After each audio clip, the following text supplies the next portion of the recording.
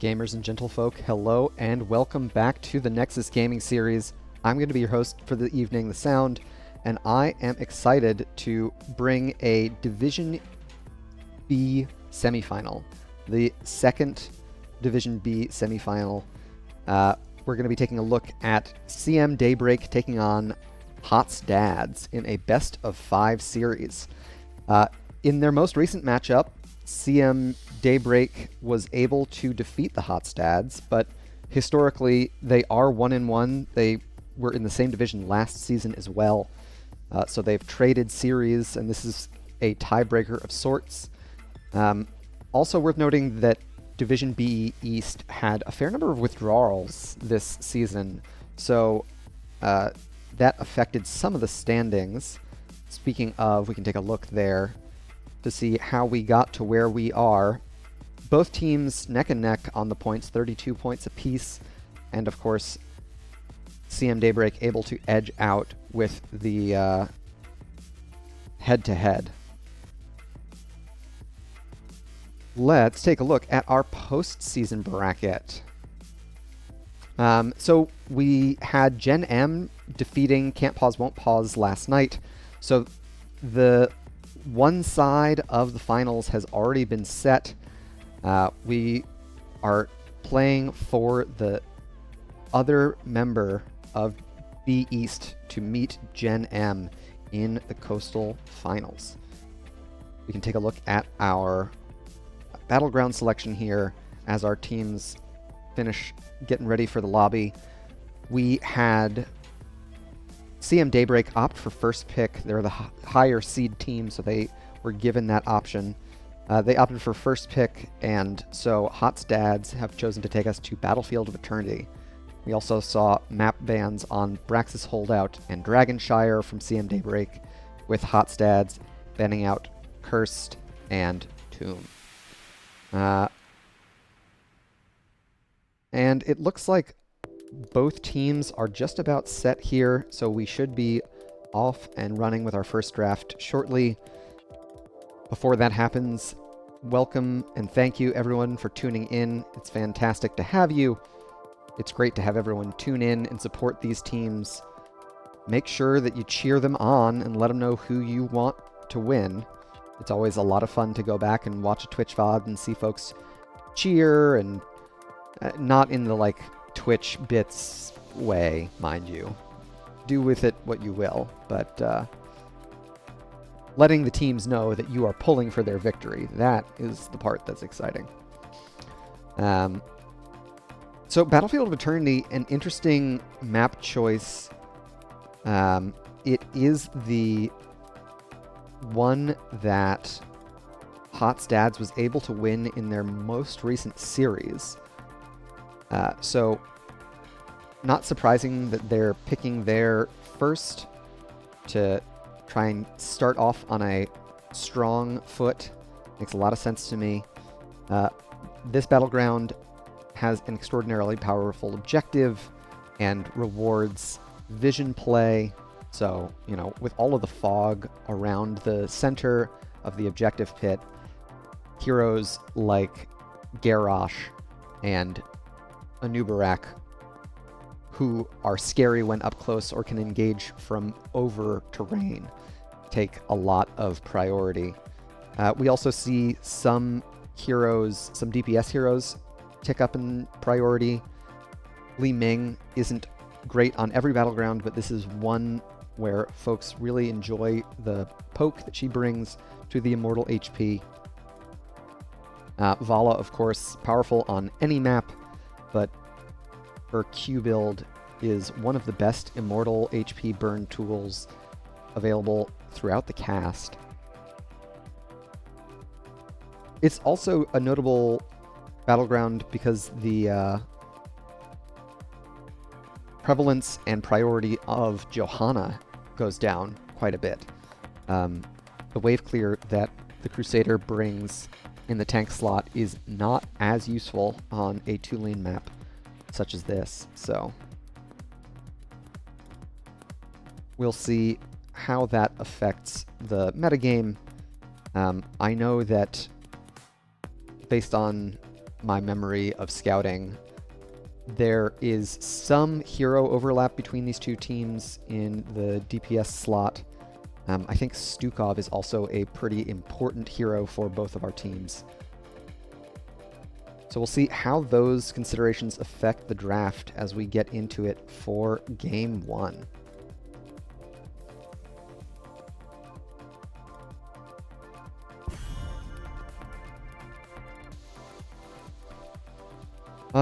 Frequently we will see bans on Immortal Burn heroes here in the first slot.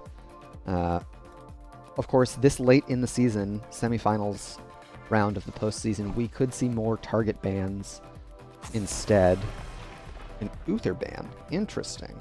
Not what I would have expected, but it does narrow down the available double support compositions that Hotstads might want to draft, which can be very popular when you pick a fragile hero such as Vala.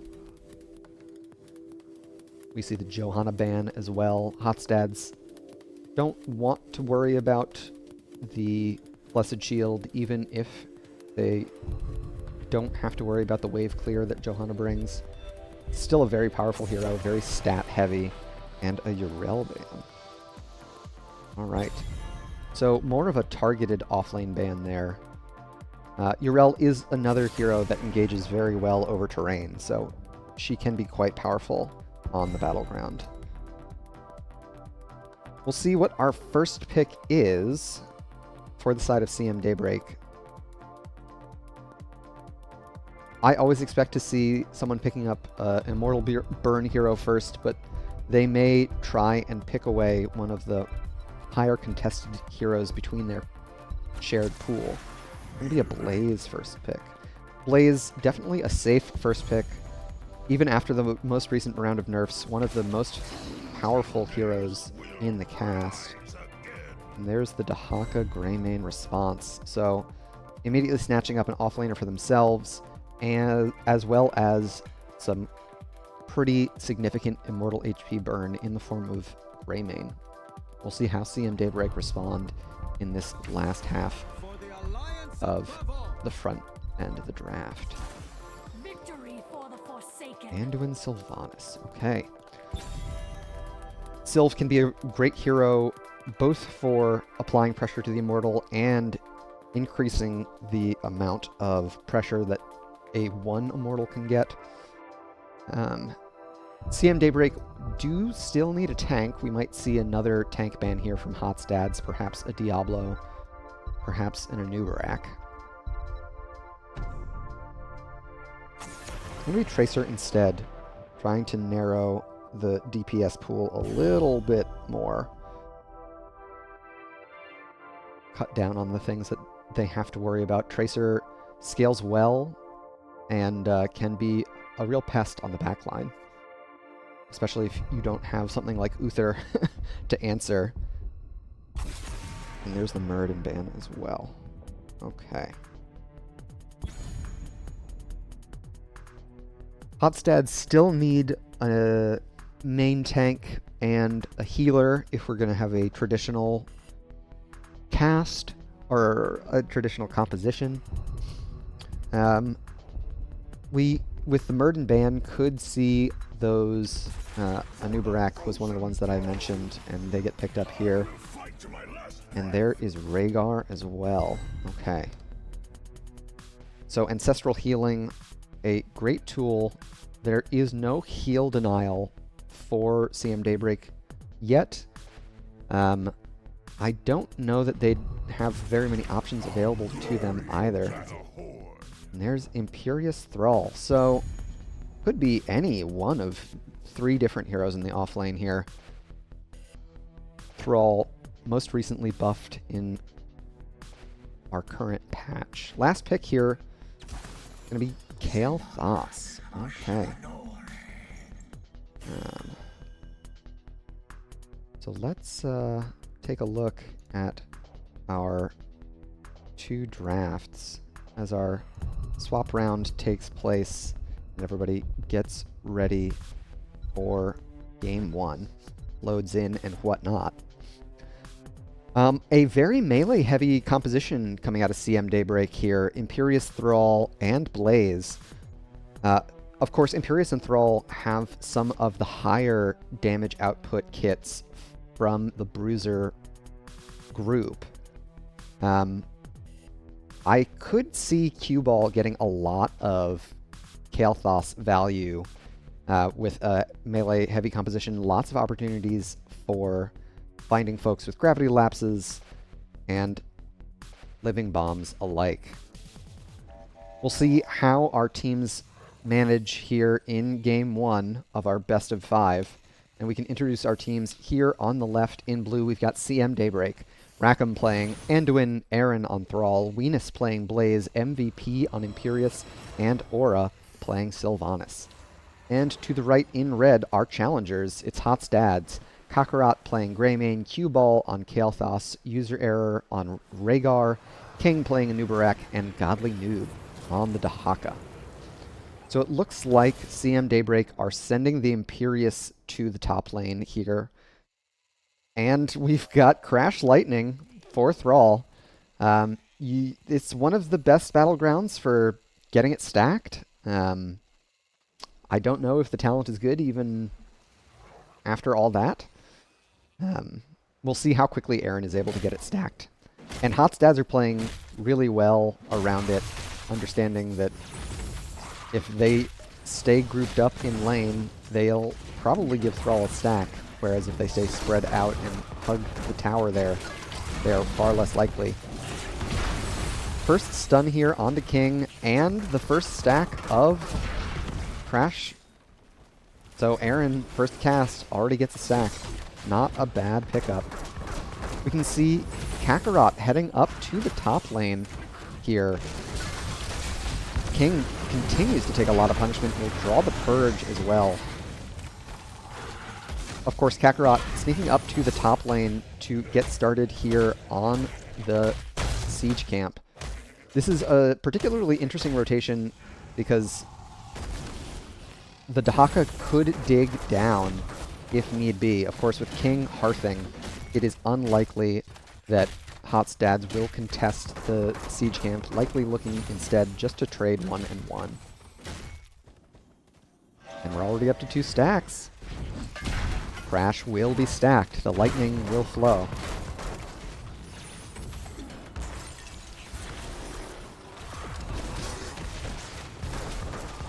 Sylvanas activating the trait here. Going to continue pressuring this bot fort wall, doing a lot more damage than the reciprocal camp on the top side.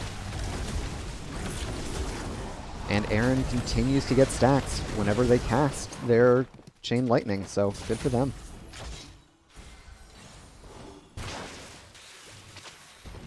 Alas, Crash didn't work that time round. So, bottom wall here for Hotstads, about half of both towers lost, most of the gate gone. You can see the level 4 from Aura Possession used to apply additional pressure to this fort front wall.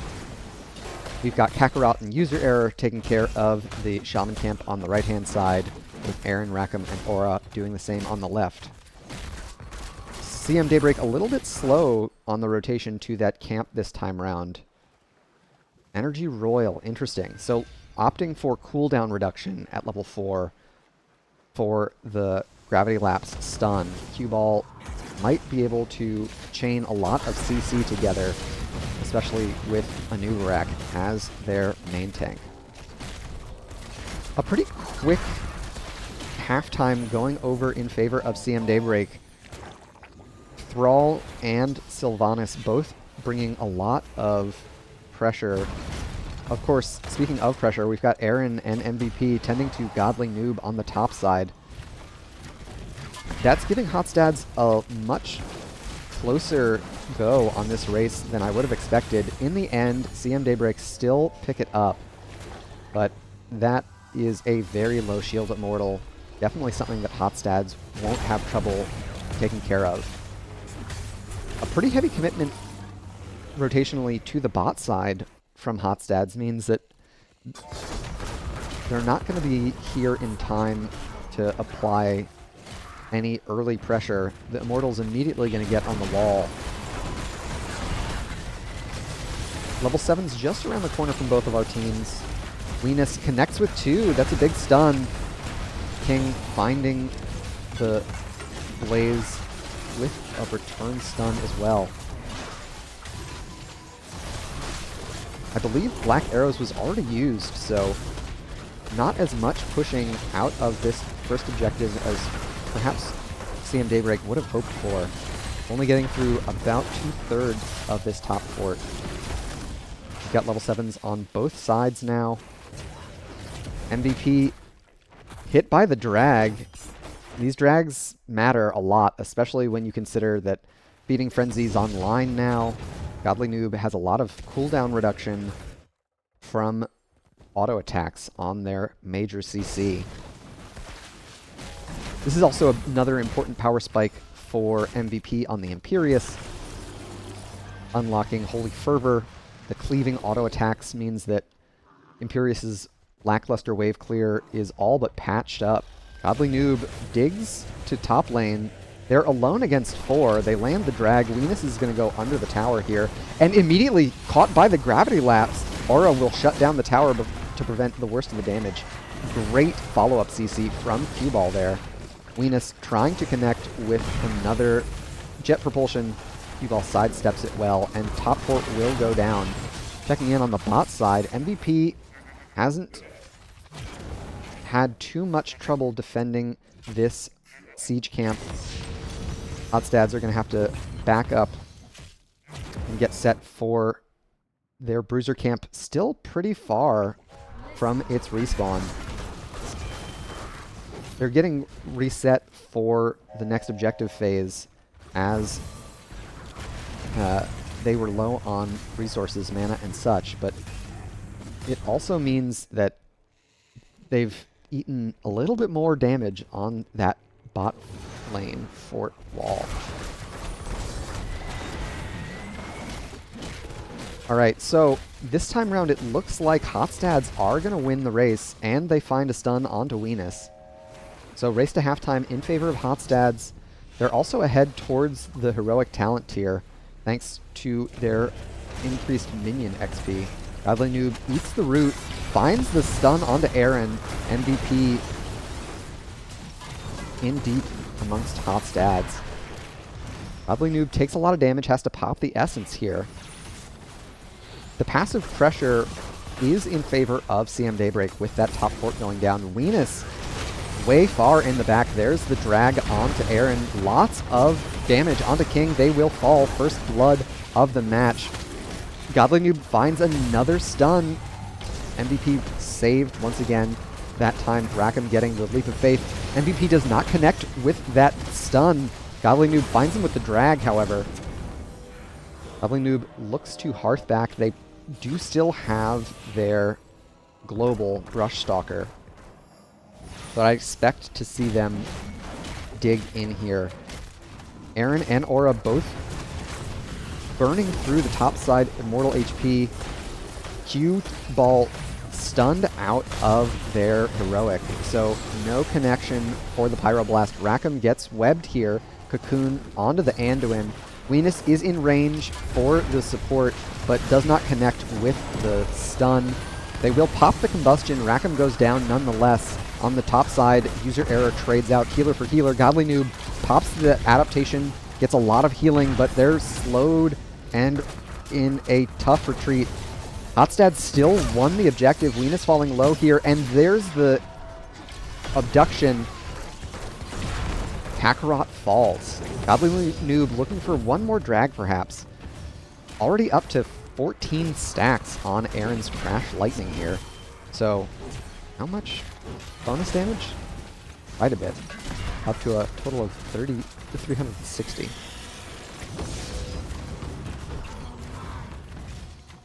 Alright, so CM Daybreak, with those takedowns, was able to successfully defend their fort. Heroics were achieved. I didn't go over them, but we saw a bunch of them get used.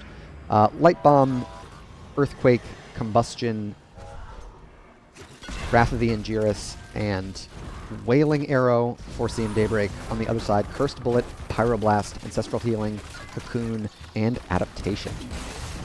King finds the stun onto one. Venus connects with 3, however. A huge stun from the Imperious. MVP landing true with these spears. Venus under the fort takes a lot of damage, stunned out of their jet propulsion. They'll fall with one last auto. Godly Noob interrupts the spear with the drag. MVP will not last any longer. Godly Noob probably looking for one more drag, does not connect. The root will prevent their chasing. All the while, with those 2 takedowns, Hotstads also have pressure on top fort with that Bruiser camp. We're going to see Godly Noob try and interrupt Aura's rotation to it. But unfortunately, they don't have the move speed necessary with their Tissue Adaptation level 1 choice.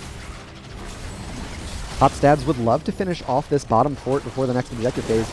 Rackham the target, but user error is under the fort.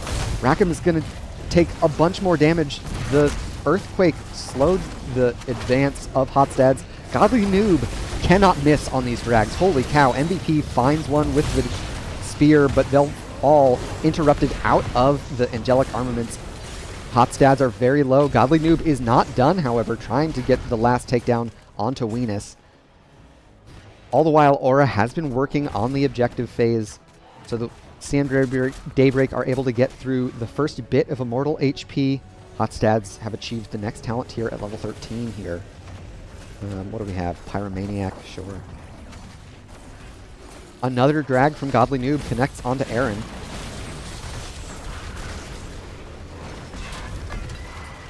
They're going to be able to back out. Venus finds King with the jet propulsion. They're going to follow up with the combustion. King receives the ancestral healing. Aaron using the newly buffed spell armor from Thrall. Venus does not connect with the jet propulsion. Cue-Ball looking for some stuns over the wall there. Won't be able to connect. Level 13's on both sides now. And we've got Adhesive Petroleum for Venus rather than the more common collision force. Oh my gosh, a lot of damage onto King here. There's the Wrath of the Angiris as well. They receive the Purge. It's full retreat, but user error won't make it out alive, nor will King. 2 takedowns once again for CM Daybreak. They're not winning these objectives, but they are making their defense much, much easier with all of the takedowns they get ahead of time. Godly Noob not going to make it out alive, so 3 takedowns to nothing in favor of CM Daybreak. They'll get a mostly free defense here on the top side Immortal. It'll still get through this fort most likely. On the bot side, the fort fell during the objective phase. So Hot's Dads are in the lead structurally, but we're neck and neck here on experience. We can see lots of hero takedown experience on both sides. And we're neck and neck really pretty much everywhere except for passive XP, where CM Daybreak have had the edge up until now. Of course, with them now losing that fort in top, their passive XP gain will be a little bit slower than Hot's Dads. Cue Ball finally finishing out that level 1 Mana Addict quest. And we're up to 25 stacks on Crash for Aaron. Both teams looking for the level 16 talent tier here. CM Daybreak would love to even out the catapult pressure in bot lane. Aura has the trait up and available. Sylvanas is definitely the hero that you would pick for applying this sort of off-objective pressure. Of course, Godly Noob on the top side has a camp at their back as well. MVP will back to respond. Godly Noob sees the pings coming out from the friendly team, so they'll look for the safe rotation out on the top side. And it looks like CM Daybreak are hunting for the Dahaka nonetheless. No connect on the jet propulsion, but the root lands true. Follow-up stun from the Anduin. Godly Noob has popped the essence, and they will go down. Aura very low, but they receive the Desperate Prayer after the Pyroblast hits. So Earthquake traded for Pyroblast. We saw Light Bomb used as well. Getting the takedown was a big benefit for CM Daybreak. Hot's Dads won't feel as comfortable stepping up here without their Dahaka. Of course, the camp on the top side will require some attention from CM Daybreak at some point. We have Aura burning through the left-hand side Immortal, but looks like they're willing to come back and join the fight here. Lots of damage onto King. Venus running deep into 3. The Ancestral Healing no longer available. Oh, it was, but Cube Ball, oh, dies. Godly Noob is deep once again, but they're stunned. Rackham tries to land another Light Bomb. Venus falling low. Their level 1 shield from Endurance Stim Pack will get them to safety. All the while, this catapult with the Bruiser Camp has gotten a lot done. Venus connects, as does MVP, but the return stuns are heavy. MVP taking a lot of damage there. Rackham has to pop the Desperate Prayer once again and user error self-ancestrals. So first half of the objective, one out by CM Daybreak. They're looking for the kill onto Godly Noob. They'll take him out there. That's thanks to the percent damage from Aaron at level 16. Alpha Wolf able to apply additional pressure to the meaty HP pool of Dahaka there. King and friends are looking for another kill. They'd love to get Aaron out of commission. Venus falling very low. They don't have the Endurance Stim anymore. This Pyro likely to take care of business. It will do just that. And we've got the completion on Crash Lightning. Aaron eats all the CC and falls. Hot's Dads answering back with takedowns of their own. Still trailing on experience a little bit, but the top camp got so much done on that top keep. King trying to find a body block on MVP, but the rest of Hot's Dads far more concerned with burning through this objective. King is taking so much damage from Aura here. Still 30 seconds from the next Ancestral Healing. Godly Noob going in deep. Gets the boop onto MVP, and there's the drag. Any follow-up damage, Rackham pulls to safety. That's the last charge of Leap of Faith available. They have 2 since they're level 16. Leap of Faith has come online. A interesting engage with the Light Bomb. They're going to fall here. Looking for a King of Stormwind moment, realizing he's just a boy prince. Not the strongest showing from Anduin there, unfortunately. And with no healer available, CM Daybreak are going to have a tough time stepping out and meeting this Immortal. Aura using both charges of the Haunting Wave means that King finds the stun immediately. Venus able to peel with Jet Propulsion. We're nearing the Storm talent tier here. Hotstad's a little bit of a lead towards those all-important level 20s, thanks largely to the minion experience benefit. King is in deep. Aura still falls. The Pyroblast landed true. King will live. It looks like with the Immortal down below half, Hotstads are willing to retreat. They don't have Ancestral anymore, and they're just around the corner from their Storm talents. On the top side, Godly Noob was able to escort a Catapult in, so all keeps down on the side of CM Daybreak here.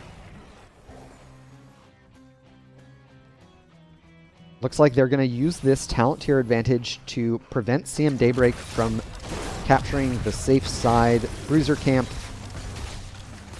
MVP waddles out, looking for more experience. Godly Noob keeping them honest there, making sure that they understand that stepping out is not safe. We've got Aura respawned here. I don't think this keep will survive this next push, especially if Godly Noob finds another tongue. There's the stun, however. They've got the burrow to get out to safety. Godly Noob will Hearth. They've still got their Rush Stalker to get back into the fight, but looks like they're not going to feel the need to Hearth. Their HP regen doing very well with their level 1 talent completed. Venus eats another Cursed Bullet from Kakarot. Is that Hunter's Blunderbuss? Yeah. We could see Hotstads stay here and look for... Oh my gosh, there's the Light Bomb. It doesn't connect. Godly Noob looking for the tongue. Won't connect onto Venus. The objective has been announced here. We've got Hotstads set up on the bottom side, ready to burn through some of this Immortal HP. 2 catapults have already mounted in the top side. And there's the drag onto Venus. King immediately follows up. So much CC onto the Blaze, but they're able to survive with their Endurance Stim. Kakarot is in deep. The Ancestral will go off. The Wailing Arrow did not connect in time. User error, in a lot of trouble, but Q-Ball peels with the Gravity Lapse. King receives the Purge. Godly Noob lands another tongue on the top side. I don't think Venus can survive this time. Aura, no more Haunting Wave available. Godly Noob looks for the tongue, does not connect. Catapults are mounting in bot and top. MVP finds the stun onto the Kael'thas. They'll fall, but at what cost? User error very low here. The Light Bomb landing onto all of Hotstads here. King eats so much damage here. Aaron and friends will take them down. Godly Noob, the last one left standing in the objective area. There are catapults on the core for CM Daybreak. They're going to have to attend to it soon. Oh, one of them is taking care of the mid tower. Stupid mid tower. Alright, so core shielding scratched, but the catapults did not make it through. User error in Kakarot continuing to increase lane pressure, this time with the Bruiser camp. CM Daybreak are getting more resources back at the base. I don't know if it's the best call for them. It's giving Hotstads a lot of opportunity to respawn and contest this objective phase again. The slow, patient game is not in CM Daybreak's favor with how heavily the lanes are pushing against them. They're going to have to attend to top lane with the double camp in it. Venus and friends will all show. We've got Kakarot and User Error immediately getting on to CM Daybreak's Immortal. And Kakarot is going to get a lot of damage out onto it, opting for Executioner at 16 rather than Eager Wolf. I think that makes sense. Godly Noob pops the adaptation early. It's a very short cooldown now that Change is Survival is online for the Dahaka.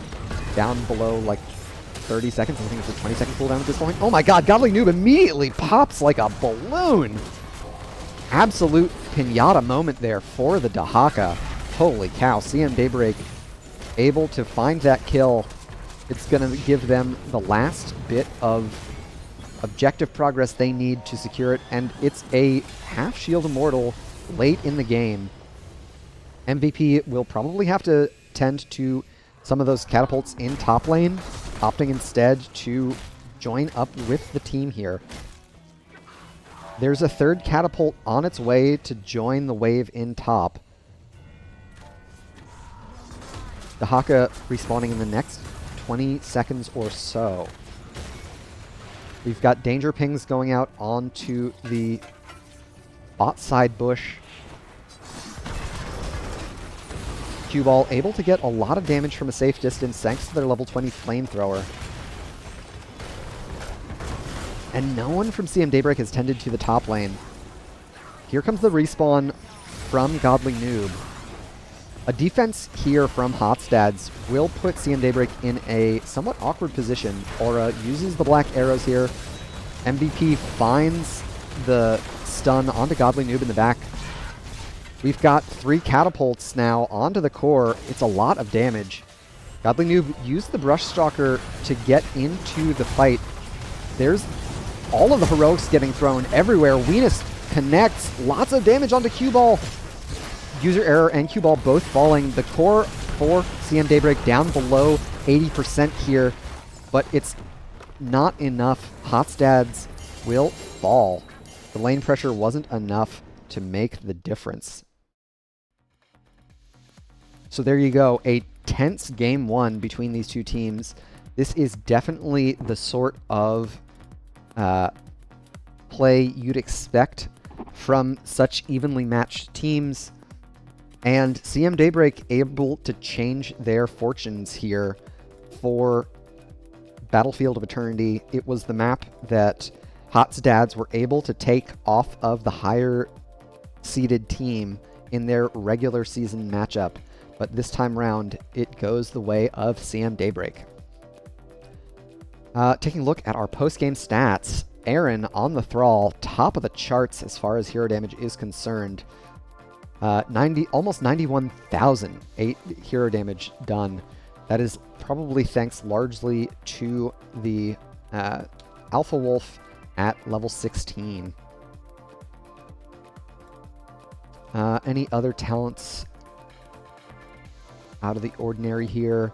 A pretty typical totem-based build for user error on Rhaegar. Dahaka opting for Tunneling Claws at 16 rather than Elongated Tongue. With how good Godly Noob is on these Dahaka drags, I wouldn't have been surprised to see them opt for that drag elongated duration. So there you go. Main tank Blaze with Combustion. Totally viable, totally workable. A really non-conventional composition from CM Daybreak, but they were able to make it sing here in game 1 of our best of 5. All right, let's head back over to our Battleground selection as we get ready for game number 2. So what do we have available in the pool? There has been a lot of Cursed Hollow play from CM Daybreak throughout the season, so not surprised that Hotstads banned it out. There is still Alterac, and both Alterac and Garden of Terror are still in the pool. They are large, macro-focused battlegrounds. So there are similarities there if CM Daybreak end up having to choose the battleground here, depending on if Hotstads opt for first pick or map pick. I believe both teams have avoided playing Volskaya a fair bit. So we'll see where we're headed. For those who joined midway through Game 1, welcome. Happy to have you. We're taking a look at the second semifinal for Div B East here. It is a best-of-5 series that we are already one game into. CM Daybreak, the higher-seeded team, currently up 1-0 against Hotstads. Of course, worth noting that with how many withdrawals there were from the division this season, the win-loss record for CM Daybreak is actually not as strong as it is as Hotstads is. The way that the forfeits ended up working out with the withdraws means that CM Daybreak actually received some points that they wouldn't have otherwise. So they are technically the higher seeded team, but not only has the div been a very tight one generally, these teams are also a lot closer than their seeding might lead one to believe, based solely on win-loss record.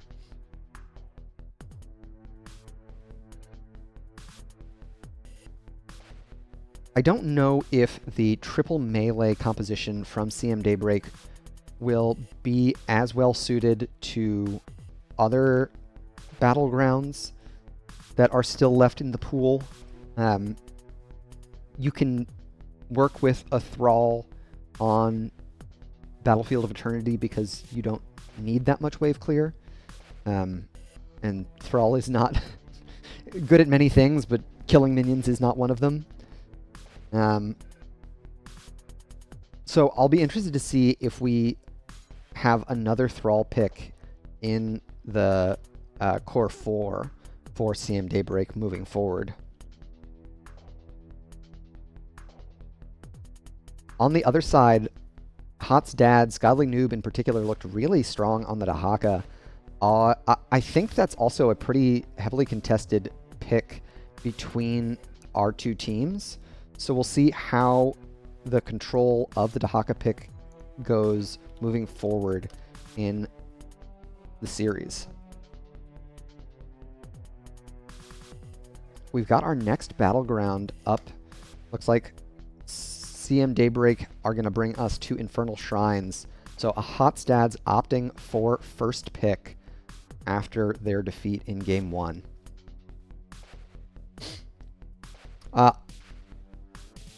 I did say that I'd be surprised to see another triple frontline composition. With that said, Infernal Shrines, given the nature of the objective pit, it can benefit heavy melee compositions as well. Cue Balls, Kael'thas will also look strong here as far as heroes we saw in the last game. So we could see very similar compositions on this battleground as well. I know that Aura frequently picks the Sylvanas when it's available, so it very well may be a very similar set of heroes picked up. Unless, of course, both teams adjust their ban approach. Last game we saw Uther Uriel and Muradin bans from CM Daybreak, with Johanna Stukov Tracer bans for Hotstads. We'll see if any adjustment is made here. So let's get into the draft for Game 2.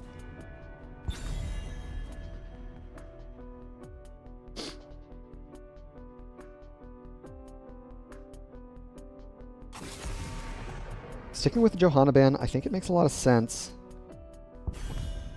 She is very strong on the battleground, being able to collect objective monsters for her team and clearing waves rapidly on a rotation-heavy map such as Infernal. Huge benefit for any team who's able to draft the Crusader. Last game it was an Uther ban out of CM Daybreak. It was also a Uriel in the first slot, so we'll see Uriel taken once again, sticking with the same bans in the first half of the draft so far. I'd be surprised to see the Uther ban here. Double support, not necessarily as easy to pull off on a 3-lane map. and Uther always makes me think of double support compositions.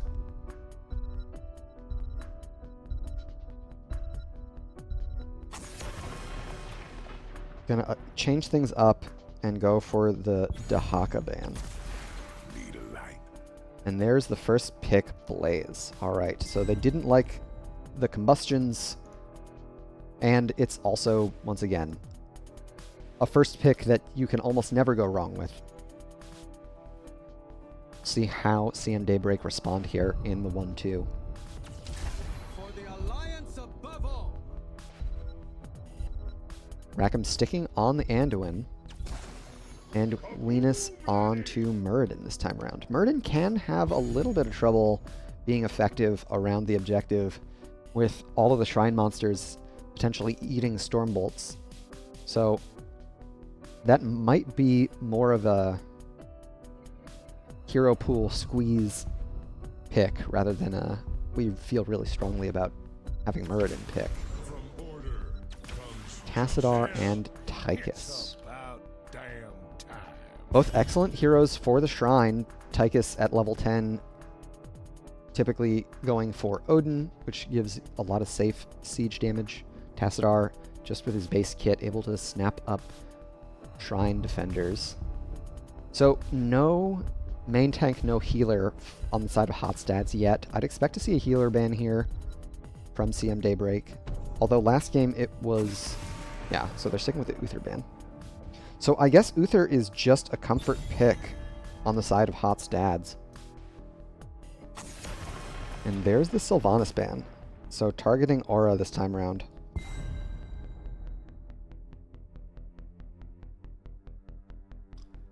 Offlane and both damage slots still available for CM Daybreak. My blades are MVP yours. picking up Sonya. We'll see if we hold the flex slot for that last melee. Ooh, Dan. Alright, so both sides already picked up some pretty solid burn for this objective as well.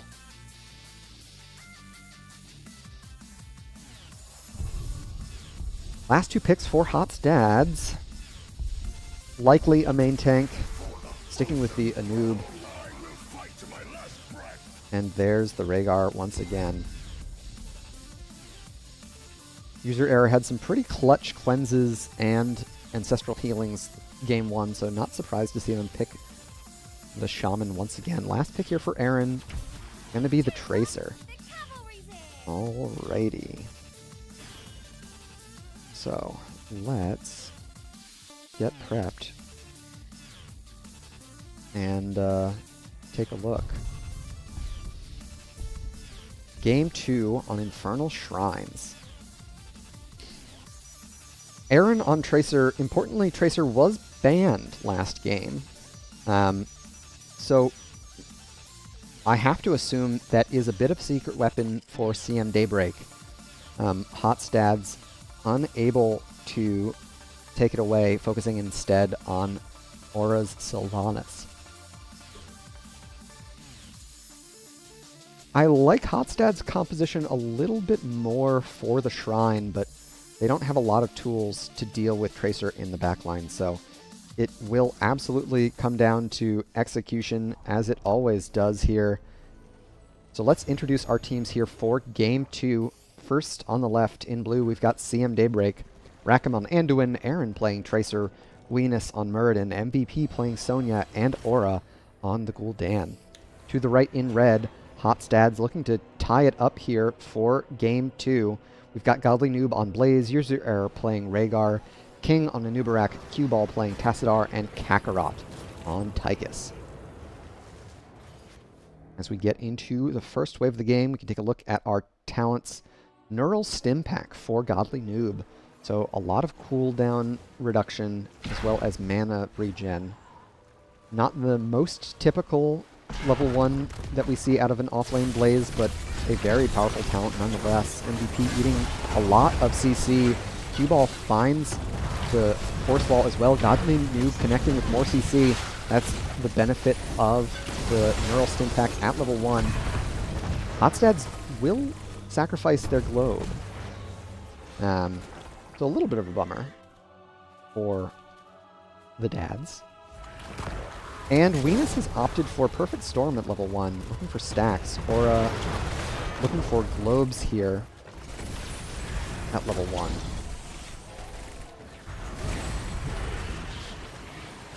Cue Ball stayed in mid lane. They're getting through these minions very quickly. They're up to 3 charges on their static charge level 1. Both teams will trade out their siege camps here. Godly Noob has made the rotation down to mid. They're showing now.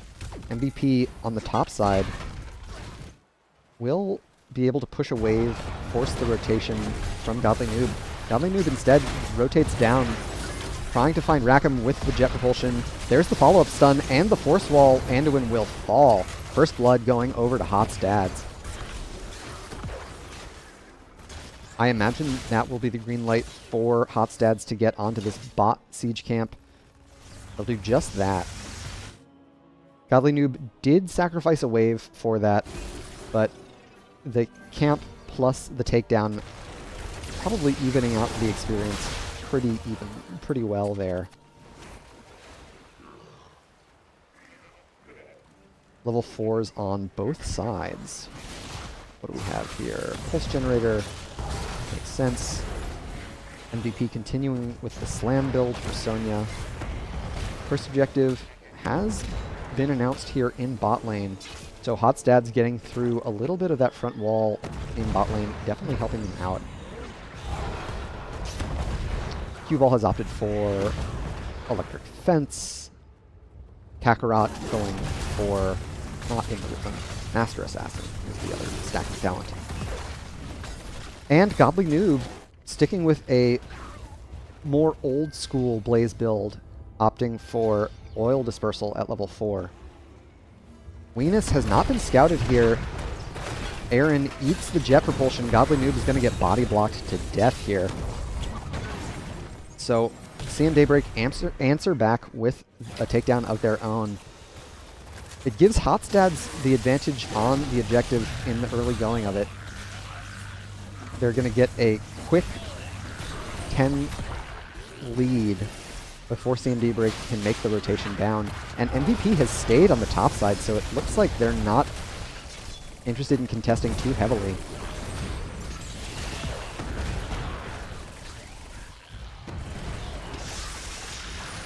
Level 7's just around the corner from CM Daybreak. Venus jumping in deep. They are going to get caught on the wrong side of the force wall, but a timely leap of faith from Rackham will get them out. MVP falling very low here. One grenade would do it.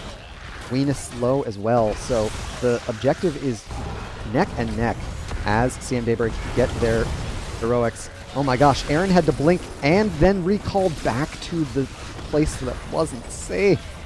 Oh, that takedown will seal their fate, and Hotstads pick up the objective. Frozen Punisher not baited successfully over the wall.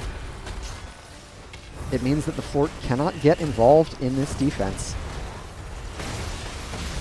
Venus continuing to take lots of damage here from the side of Hotstads. King following up the stun onto Aura. It's going to be another takedown going in favor of Hotstads.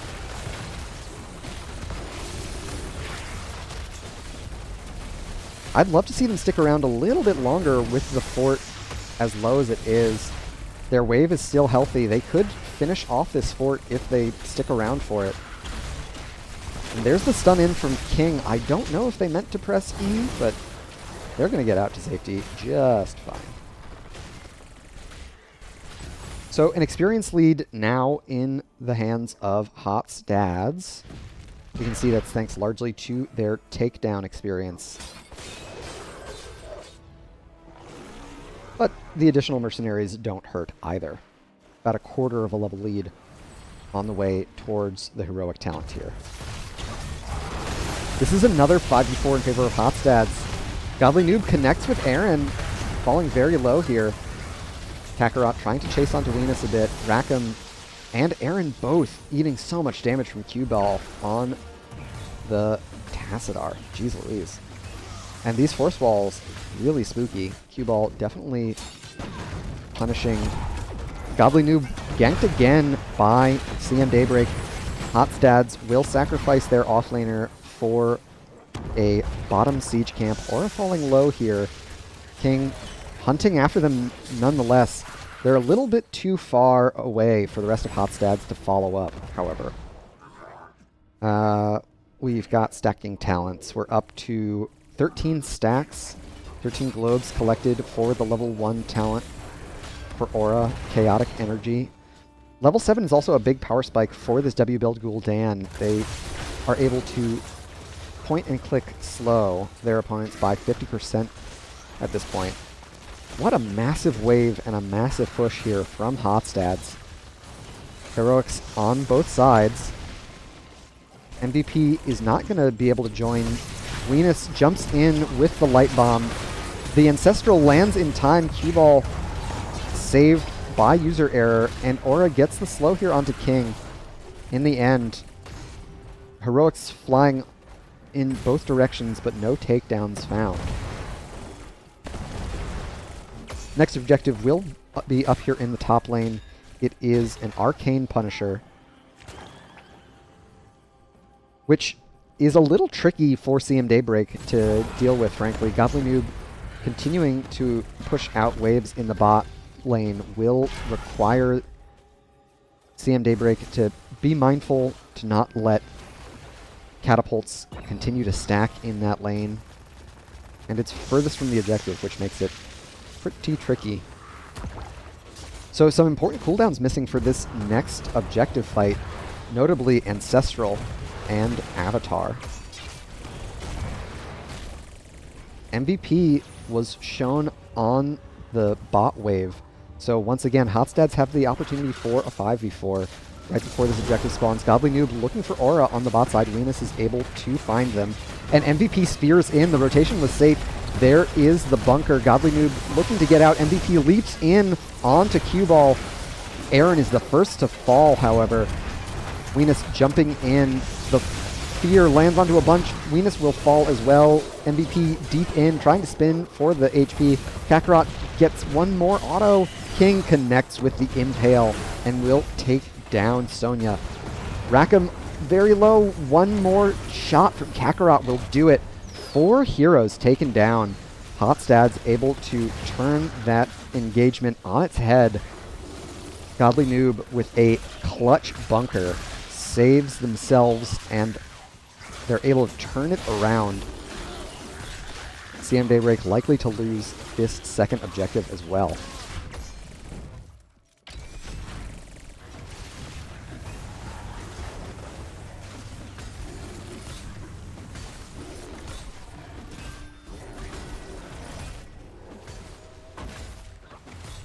Alright, Arcane Punisher here in top lane.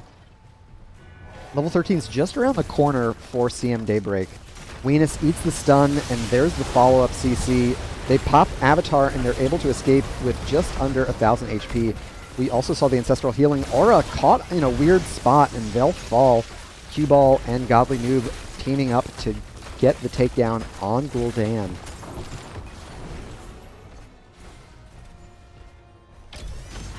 Godly Noob hoping for an opportunistic jet propulsion there. Won't connect. Oh my gosh, Q-Ball reading the blinks from Aaron, continuing to land those shock rays.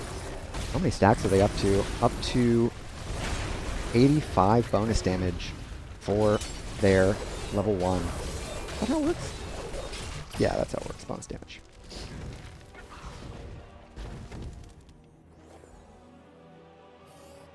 From order comes A heavy experience lead now, thanks largely to the disproportionate takedowns, 8-2 thus far.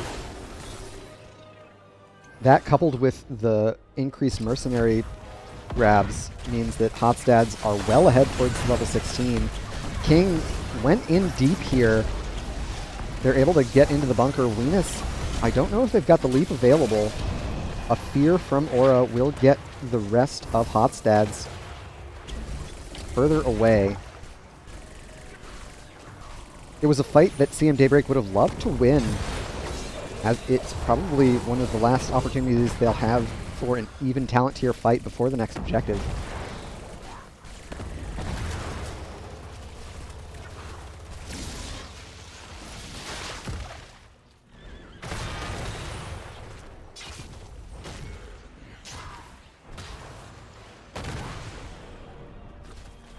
Oracle from Cue Ball, scouting out those spooky bushes.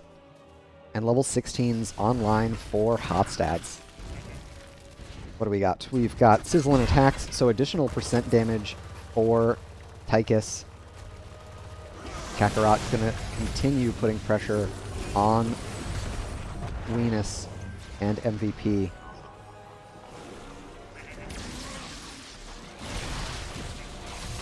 And I like what Hotstats are doing here. They're using this talent tier advantage to pick up camps across the battleground and then apply pressure to the gate for the next objective. It's going to be a lot scarier for CM Daybreak to tank a Punisher jump this time round. It will be a Mortar Punisher. And we've got MVP scouted out with the Oracle. They're able to cap the camp just in time. Hotstats would have loved to find that pick. They're not too miffed to have missed it, however, they still have pressure in the bot lane. A camp and no catapults alongside it. I thought there had been at least one catapult stacked up there as well. And it looks like CM Daybreak are able to equalize on talent tiers here for this objective phase. Glyph of Faith is back online, as well as Ricochet. Percent damage from MVP with Giant Slammer at level 16. Godly Noob gets scouted there. Another huge Oracle revealing all of CM Daybreak. MVP playing for the wave priority. Godly Noob misses with the Jet Propulsion. Lots of damage onto Godly Noob here. They're able to survive thanks to their level 16 Juggernaut plating. They're going to have to drop the bunker right in front of towers. King finds everyone with all of this CC. Epicenter. Oh my gosh. Aura falls. Venus is low in the back here. User error wants blood. The Gladiator forgetting that they don't have Bloodlust this game. Oh, Rackham caught behind another force wall. Aaron caught with a Jet Propulsion, but Godly Noob had no damage to back him up. These teamfight wins from Hotstats have been very clean. Godly Noob, they're on their mount. They'll be safe. They're looking to collect the experience if it's safe to do so. But with Venus and MVP rotating up, they're going to play it safe, join back up with the squad. The synergy between Cue Ball, Godly Noob, and King, lining up the stuns with the force walls, has been a thing of beauty. And I also like what Hotstats are doing here to 39 the objective, increase their objective strength on the mid push with the Khazra camp as well. I don't think they can stall all the way to level 20, so I'm surprised that they're still holding it.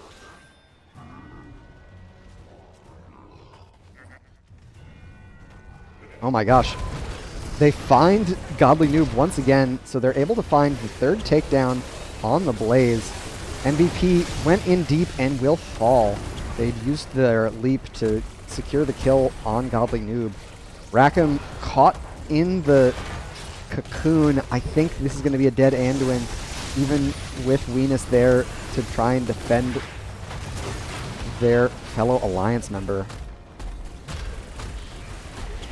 CM Daybreak have been finding these picks on the offlane, but in the end, they're not happening at opportune times, and Hotstats are doing a fantastic job turning these engagements on their head. They're just around the corner from their Storm talent tier. We're likely to see Rewind from King. probably with how much emphasis has been put on the Force Wall usage from Cue Ball, I'd expect to see Force Barrier as well. Big red button, of course, for Kakarot on Tychus, another big power spike.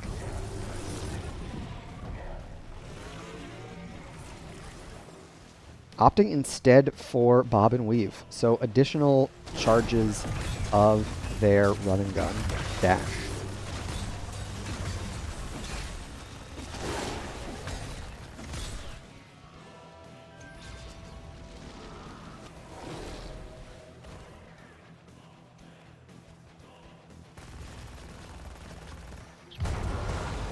Still about a level until CN Daybreak find talent tier parity. Danger pings going out on the fog where Godly Noob was scouted. It's a long road to level 20. MVP breaking off. We can see Sonya doing that to the bot lane to pick up that massive wave of experience. They're going to have to retreat here. Yeah, Cue Ball definitely would love to find them with the Force Wall. Force Barrier both increasing the range of the cast and decreasing the cooldown. So it's a really useful tool for fishing for takedowns.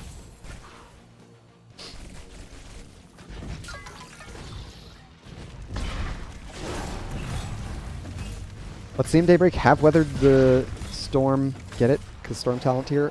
Anyway, they've weathered the storm, so Anduin's picked up Censure. We've got Get Stuffed from Aaron on Tracer. Rewind for Venus on Murden. Interesting. Composite Spear for MVP on Sonya. Increasing the range of Spear.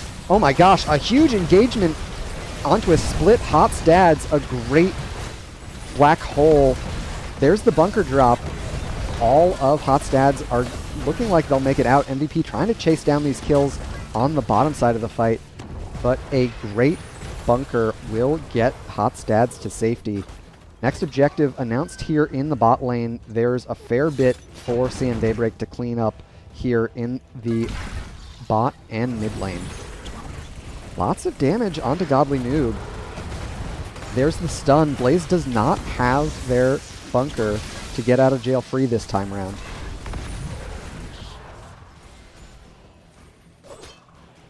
So this keep might just go down to this catapult with MVP spending more of their resources on the bruiser camp. Either way, it looks like we'll have a 5v4 shortly in favor of Hot Stads. King taking so much damage from Aura here. They're very low. Oh my gosh, they'll fall. An important takedown. The first fight win takedown for Hot Stads. So they very well could take this objective. It'll be the first Punisher they will have secured for themselves. Their lanes are still in a really rough state, so they're not going to have any minions to back up this Frozen Punisher, which do a fair bit of damage to structures. It's always worth your while to get your minions up and pushing with your objectives for that very reason.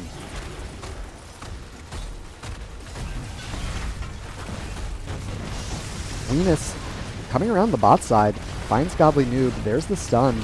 They're going to jump over. Did not commit the rewind, however, for the takedown. Noob will be back up in the next 5 seconds here. So Hot Stads are going to be able to defend their keep. On the top side of the battleground, we've got the CN Daybreak keep eating more catapult shots. It's likely to go down here. Another jump.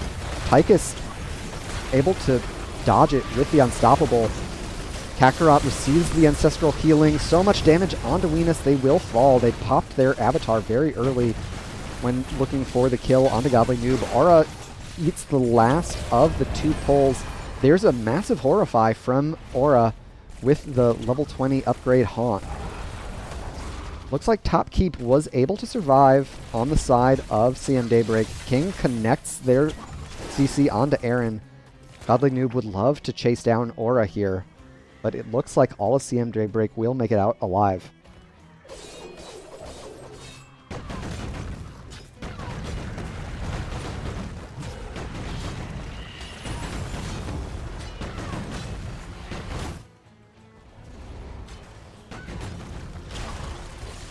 MVP unable to secure the camp this time round, and they will immediately fall. Godly Noob pops the endurance or the stim. They'll get another stun. Aura will fall. Murden just about to respawn, but with most of the wave clear taken out with the Gul'dan takedown, I have to assume Hotstads are looking for the end here. Godly Noob immediately connects the jet propulsion onto the recall position for Tracer, and it seems like it's all but over for the Crying. Venus into the cocoon here, and core shielding starting to fall. I don't think Anduin and Murden are going to be able to make this defense, especially with Kakarot connected with the Commandeer Odin. So there you have it. Game 2 going over to Hotstads this time around. GG and well played. A lot more convincing showing this time round from our red team. Godly Noob on the Blaze, definitely continuing to be my highlight player from Hotstads. Although I have to say, Q-Ball's Tassadar looked very strong with all of their well-timed force ball placement. I think there's a lot that CM Daybreak can learn from that game 2. Certainly far from a foregone conclusion that we're going to be all Hotstads all the time moving forward, but the takedown count alone, I think, tells the story of the game very clearly. 16-5 in favor of Hotstads. Anything out of the ordinary?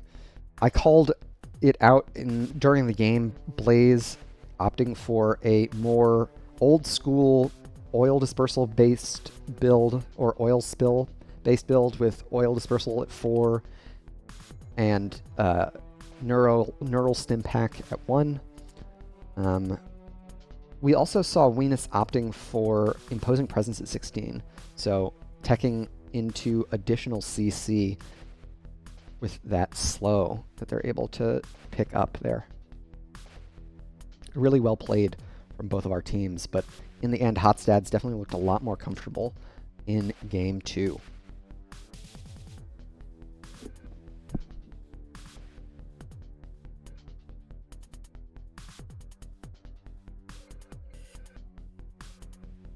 Let's update the scorecard to make sure that we're all set. Excellent.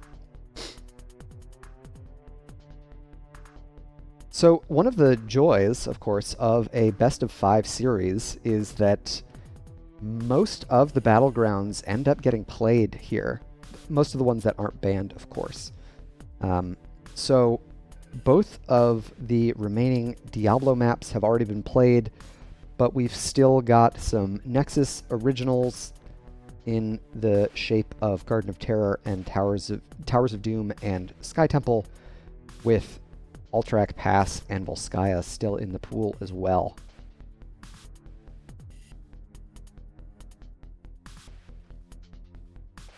Given how strong Hotstads looked on the team fight intensive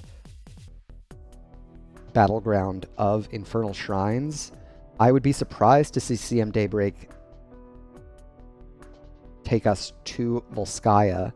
Of course, they opted for first pick at the beginning of the game, so I would expect that they will opt for first pick here again,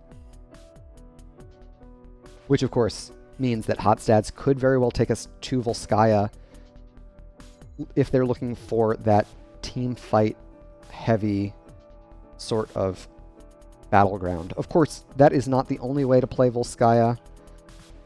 We see lots of split push strategies on the map as well.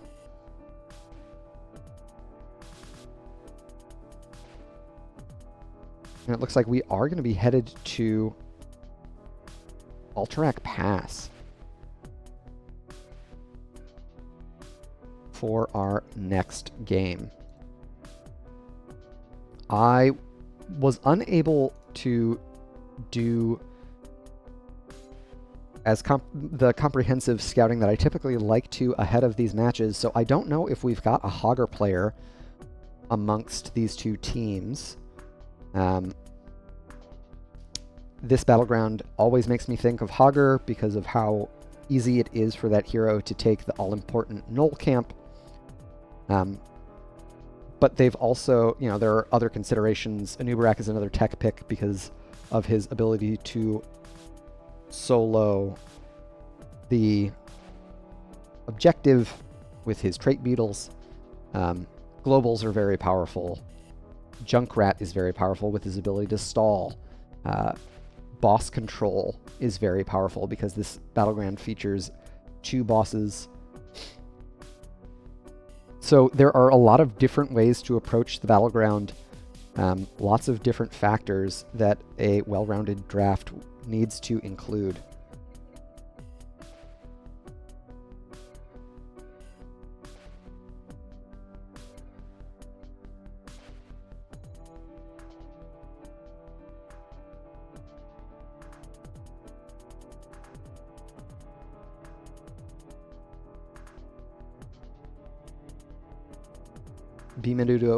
B. Meduho pointing out that if there was a Hogger player, we probably would have seen it last game. That is a fair point, friend. Definitely one of the better battlegrounds for the Knoll, with the Infernal Shrine objective pit being what it is. So in that case, I expect the Blaze and Dahaka priority to increase. Both teams having picked Blaze in games 1 and 2. Of course, CM Daybreak opted to bring it in the form of a main tank rather than an offlaner. And my 2 cents, I do not think Alterac is a very good Dahaka map because there aren't very many bushes. It is a big map. You get a lot of value out of a global, but being unable to get to a lot of different places on the battleground with your global is a pretty big detractor. And the mud pits, since he can never mount, are extra punishing. Of course, with how accurate Godly Noob is with the drags, it might not matter. Every map might be a Dahaka map for hot stads. So we'll see if that rings true here for Game 3.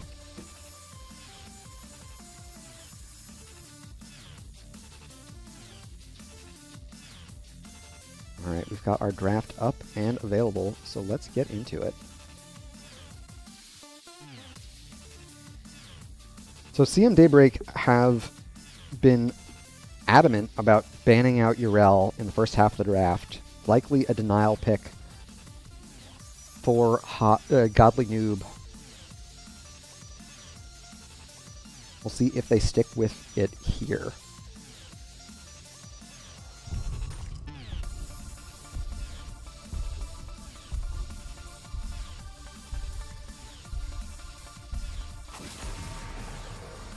If it ain't broke, don't fix it, I suppose. They don't want the scary goat lady to jump on them. Can't say I blame them. Urel can be a menace when piloted well. So, first drafts on both sides. Stuck to their guns. You've seen Joe banned in all 3 of our drafts thus far. And there's the Uther ban once again. Not a hero that I think of as uniquely powerful, first ban worthy, but I guess hot stats have been showing a strong Uther throughout the regular season.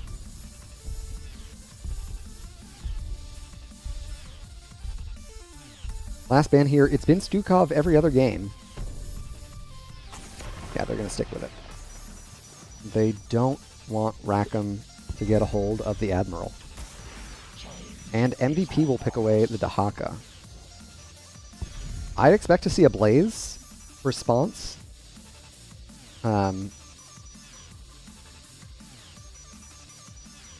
Outside of that, it's really anyone's guess. I'd be kind of surprised if both frontliners went in this first pick, but both Blaze and Anubarak have a lot going for them. Anduin Muradin instead. Alright, so no Blaze pickup. I'm a bit surprised. We'll see what CM Daybreak round out the first half of the draft with here. They could pick away the Blaze. They have shown that they're willing to play it in the main tank role. Yeah, they're going to do just that.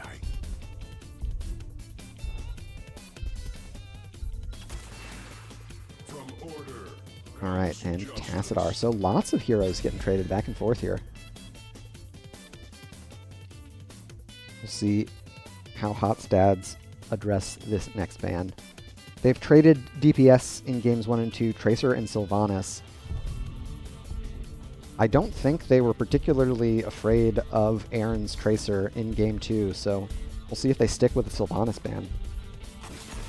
He'll do just that.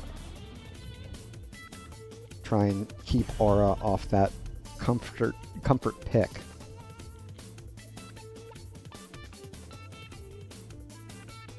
Last ban here for CM Daybreak. All of their previous choices have been banned or picked. So they're going to have to break new ground here on the last ban.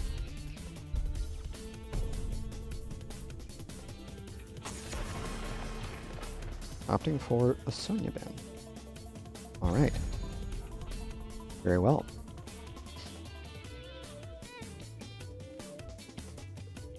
Next two picks here, offlane and both damage still available for Hotstads. We'll see what their preference is. Zul'jin Kael'thas. Sure. Yeah. A troll and a blood mage. High elf? I don't know, guys. I pretend like I know lore, but I don't. You know it. Either way, Kael'thas, Q-Ball has shown some prowess on the hero in game 1. We'll see how CM Daybreak round out the draft here. Taking away the Rhaegar. So we're going to have to see something. Aura going for Zagara. Okay.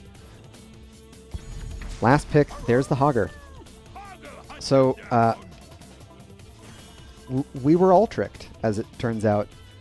There was a Hogger player. They just didn't want you to see it on Infernal. And based on this swap round, it looks like, yeah, we've got a little bit of a role swap going on the side of Hotstads to make that Hogger pick viable. So we'll see if their rotations get funky with different players on different roles in this third game. I think I prefer Hotstads draft this time round. We'll see how it goes. Either way, let's introduce our teams again. Trying to go up 2-1 in the series, we've got CM Daybreak, Rackham on Rhaegar, Aaron playing Tassadar, Venus on Blaze, MVP playing Dahaka, and Aura playing Zagara. And hoping to achieve the same feat, we've got Hotstads. We've got Kakarot on Hogger, King on Muradin, Godly Noob on Zul'jin, User Error on Anduin, and Q-Ball playing Kael'thas. Alright. So Hotstads splitting to lanes immediately. They don't want to suffer any sort of initial tower siege damage from a coordinated Zagara push. Gives Aura a lot of opportunities to get this creep spread started. And they've opted for Corpse Feeders at level 1. Anything out of the ordinary? Bone Slicer at level 1 for Godly Noob. Rather than Recklessness, Fecklessness, a lot more common choice for Zul'jin players, but they're not having any trouble putting their stacks together for Yuan Axe, already up to 2 stacks, which equates to 10 basic attacks.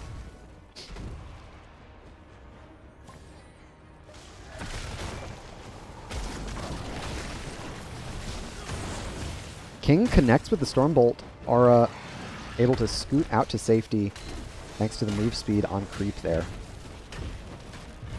Venus rotates down to try and pressure Godly Noob here a bit. Is there a drag? Looks like they're not going to connect. Left hand Bruiser Siege Camp already picked up. Right hand camp getting picked up by Kakarot on Hogger. Ooh, what a narrow miss. Godly Noob able to scoot out to safety.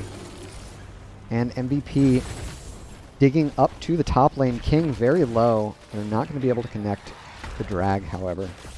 And Murden gets all those hit points back for free.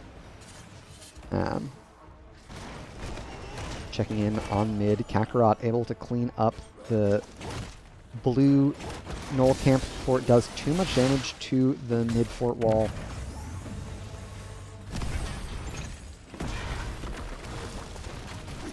Level 4s on both sides. User error dragged under towers here. Venus has the body blocks. Another set of stuns. Any additional auto attacks onto the Anduin. Venus tanks towers, but will make it out alive. What do we got? Amani Hyde. Okay. So, not opting for Voodoo Shuffle. A little bit more common at level 4.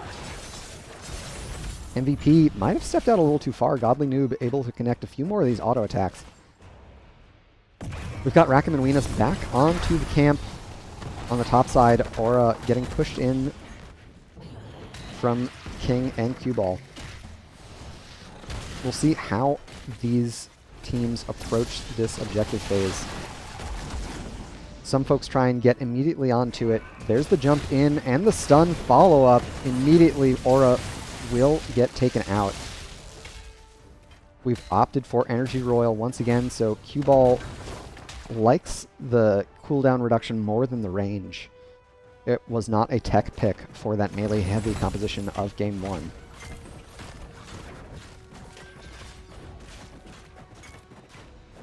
We've got auto attack stacking from Aura on Zagara as well, opting for Serrated Spines at level 4.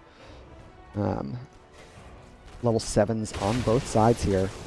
And it looks like Hot's dads are doing a better job with the vanilla pushes. Cue Ball slowed down once again. King taking a lot of damage. Oh, Dahaka taken down on the bot side. Godly Noob and User Error able to take out the Alpha Predator.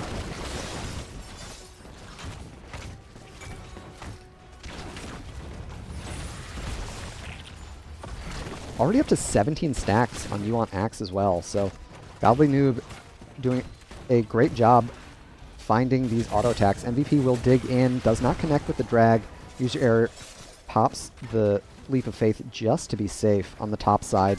Venus, King, and Cue Ball locked in a fight to the death. 2v1, I'm not really liking Venus's odds.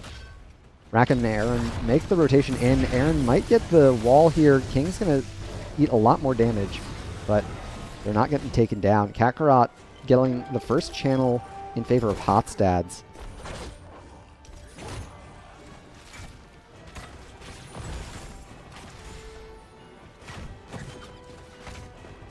And Hogger gets a beautiful spin to safety. I would love to know if Kakarot had labbed that one out. Absolutely flawless escape spin. And it's a huge experience lead for Hot's dads. CM Daybreak will get some objective channel progress of their own, but thanks to the takedowns and minion XP differential, heroics are just around the corner for Hot's dads. You can see them online now. There are still 2 top, however. Venus connects with the stun onto Kakarot. They're going to get rebuffed with the staggering blow. Godly Noob likely to fall here. Oh, the wall actually preventing the follow-up. Godly Noob receives the Desperate Prayer, and there's the heroic. 2 kills going in favor of Hotstads. 3, in fact. So they'll get the takedown on Godly Noob, but in the end, trading pretty disfavorably. Heroics, what do we have? We've got Hortipult. We've got Haymaker? Weird. Okay. We could see it here. Yeah, he's going to use it. That's a kill. All right. King likes Haymaker. Heard it here first. Hotstad's doing a pretty good job cleaning up this objective. They're scaling like crazy as well. Up to 23 stacks if you want Axe. Hard to be upset about that. And a full level lead as well. Aura has gotten 6 stacks together for their level 7 quest Bile Drop. So they'll have more roaches available to them once that quest is complete. That will likely be paired at level 16 with Corrosive Saliva. A big power spike as far as damage is concerned for Zagara. CM Daybreak, C2 of Hotstads committed to the bot lane, so they're going to commit 4 to this top boss. Hotstads are happy to take this trade. It looks like they've got pressure in 2 lanes while CM Daybreak work on getting through this boss. Q-Ball gets a self-heal with that Gravity Lapse. They'll have it up again shortly. Level 13 is now online for Hotstads. This is an important power spike for Hogger, as well as for Godly Noob opting for Ensnare. So, in addition to the auto attack scaling, they now have a little bit of crowd control of their own.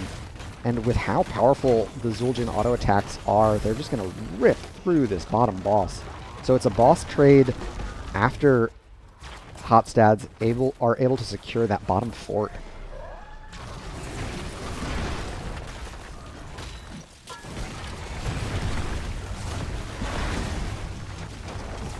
I believe that was an aggressive purge from Rackham onto King. Top fort will fall. Lena stunned out, receives the Ancestral Healing. King, oh, there's the connection. Godly Noob on the backside as well. Venus hits 2 with the Combustion, but they're not going to be able to survive. Rackham will fall. Venus gets another set of stuns, but this is just delaying the inevitable. On the bot side, MVP defending against the boss. Top boss got through the top fort, but not much else. So Hotstads showing up in a major way in Game 3 as well.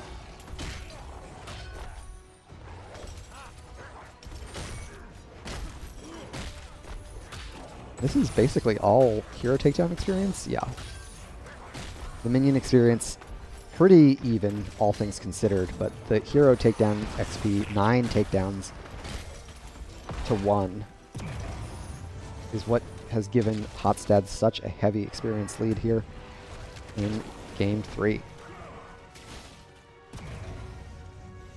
Level 16 is just around the corner for the red team. CM Daybreak need to get aggressive here if they want to get a pre-16 event talent tier fight. Of course, Hotstads can do a fair bit of turtling, especially with a displacement as powerful as Haymaker from King. CM Daybreak are disincentivized from fighting near Hotstads' structures in a similar way that you wouldn't want to against a Stitches composition.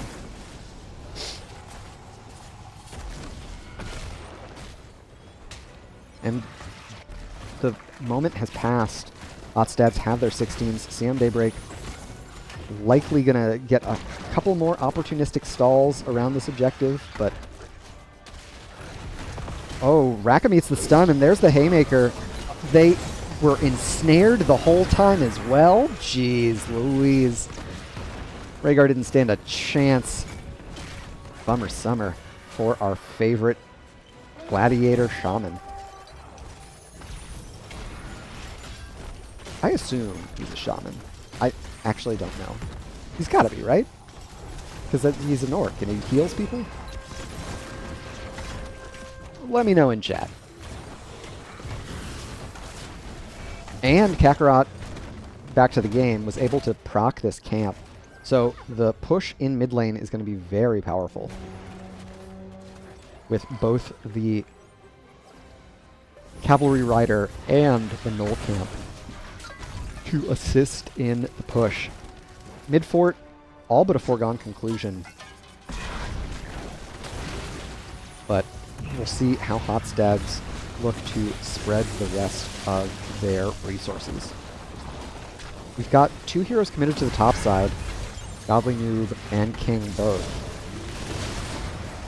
And it looks like without the support of the team, mid lane actually gets cleaned up really easily. King looking for Venus there. Able to connect the Stormbolt. So a very successful defense for CM Daybreak. They kept their mid fort alive. They lost an already damaged top fort. Venus jet propulsion's in 1v5. Takes a lot of damage for their troubles. MVP does not connect with the stun onto Cue Ball. Have they opted for the tongue range at 16? They have. Godly Noob still has their heroic available. Looks like they're not going to have to pop it.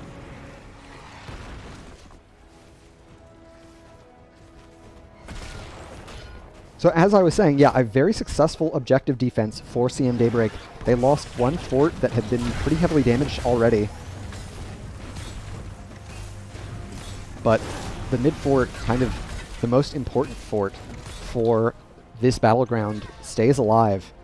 It's the easiest place to tap well when contesting the objective.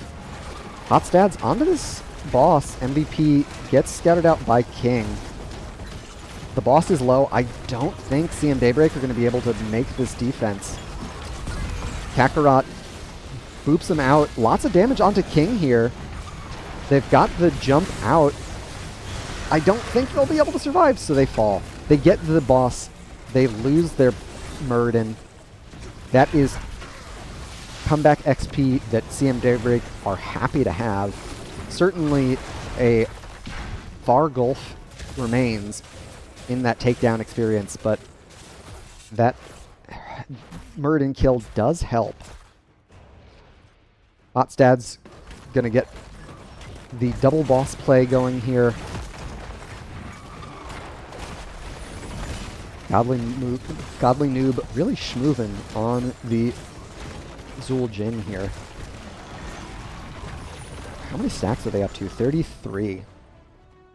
That's a fair bit of damage. That's a lot of damage. Yeah, 231 auto attack damage. Not bad.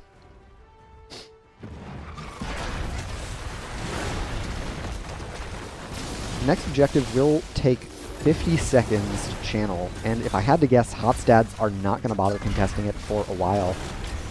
With Godly Noob's rotation here to mid, it looks like mid fort is their focus. They're going to get through that. It increases their map pressure as well as their passive experience gain. Storm Talent's just around the corner for Hotstad, so CM Daybreak gonna have to look aggressively if they want to find a pre-20 fight, but the window is closed. Hotstads are gonna have their Storm Talents here. We've got Rewind, Flamethrower, Inner Fire, a surprise for you from Godly Noob, surprising. Cue Ball putting so much damage onto Aura. Living Bomb is spreading. Venus falling very low. Oh, there's the stun from Hogger. Kakarot getting the wallbang there with the percent damage. MVP falling very low. I don't think they survive here. There's the ensnare onto Rackham. 2 takedowns, and Hotstads don't look like they're done. Would love to see them siege up on bot fort here, or bot keep rather. They're going to do just that.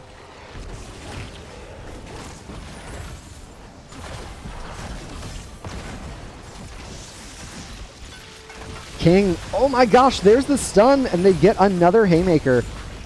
Venus able to escape, but Kakarot chases them down with the no control. They might die to this keep. Alright, they'll survive. Cue ball falling very low here. Alright. CM Daybreak is able to fend off Hot's dads after losing the one keep. Could have been worse, frankly, with how many takedowns Hot's dads had racked up. They could have looked for a second one, but the damage dished out from Tassadar and Zagara was a bit too much.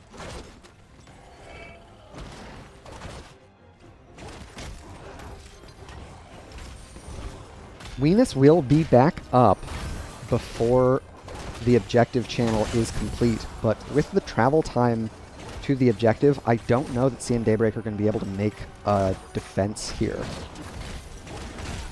This is a tough spot for them to be in, and a big power spike for Aura, picking up their level 7 quest now. They've got level 20s, Pack Instinct. Oh my god, Aura caught in the bush, immediately blown up. Oh, poor Zagara face-checking a Kael'thas. Cue ball was ready and waiting. This is going to be a really difficult defense for CM Daybreak to make now that they're down to Zagara.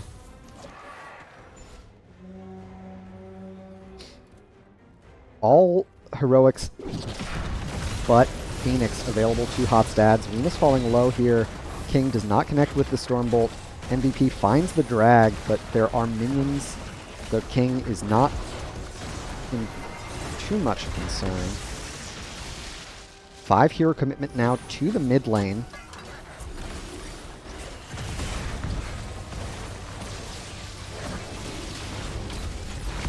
Rackham the target of King. Venus deep into the backline with the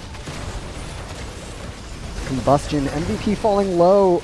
So much damage from Kakarot. Snow control here. They're looking for Rackham. One more auto attack would do it. Alright, Core is taking damage. All but Aura have been taken down. That'll do it for Game 3, going in favor of Hot's dads again. GG and well played to the red team. A very convincing showing. They had a strong understanding of the rotations that they wanted to make throughout the game. They tended to lanes far more than the objective, which CM Daybreak had put some initial focus on, and that experience gap continued to widen. Godly Noob also, I'll say, on the role swap looked super clean. We can take a look at the post-game stats here to see just how clean, in fact. 66,000 hero damage done. For Zul'jin, that's exactly the stat that you want to keep padding. But also, importantly, top siege damage as well. It's okay to auto-attack things that aren't heroes if you're on Zul'jin. That's the PSA. And Godly Noob exemplified that play. Very strong showing from the Zul'jin player.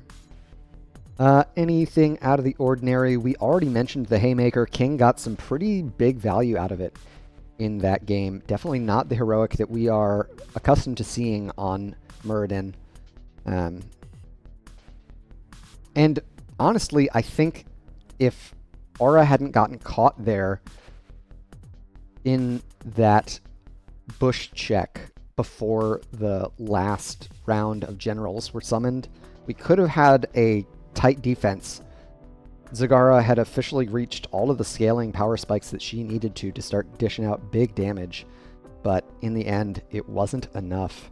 And diligent vision play is even more important in the late game. So it ended up costing CM Daybreak pretty big there. All right, let's head back to our battleground selection. as our teams get set and ready for the next objective.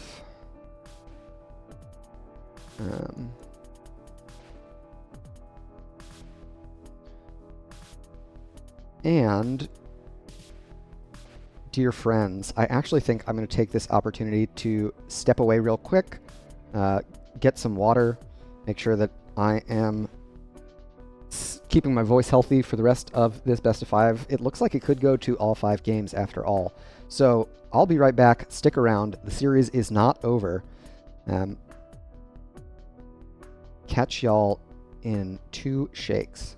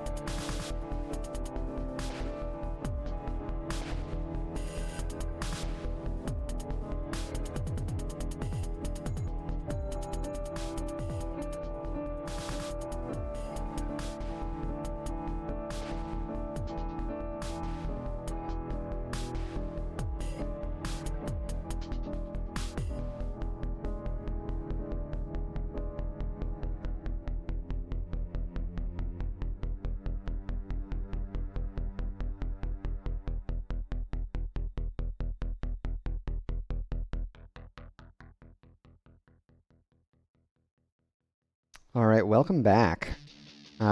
Looks like we are all set for our next battleground. Oh no. Come back. Map list. Hey, there you are. And let me get myself out of the way. So we're headed to Volskaya.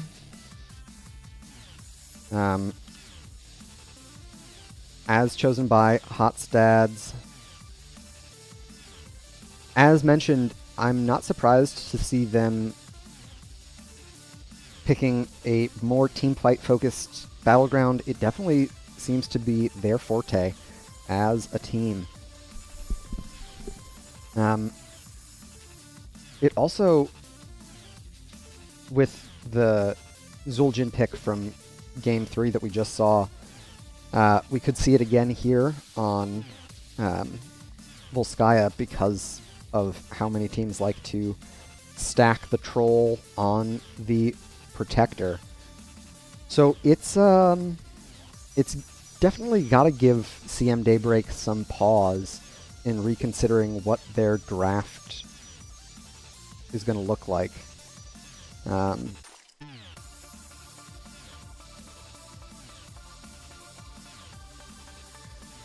know, they've been banning out the Urel and Uther in all 3 of our first games. We'll see if they stick with it for Game 4.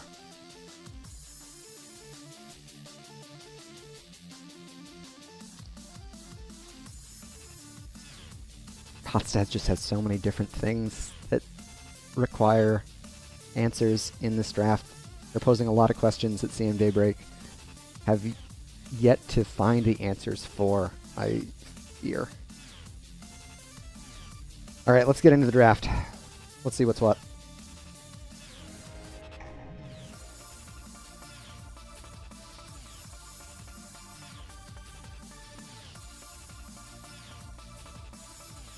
the all-important question of whether CM will make the adjustment here in the ban phase or not.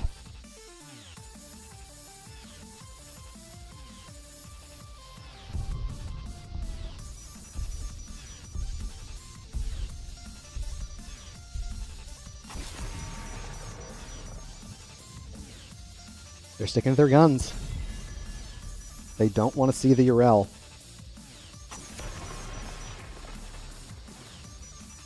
Hotstads, of course, have no real reason to change their draft approach with the success they've had in the past 3 games.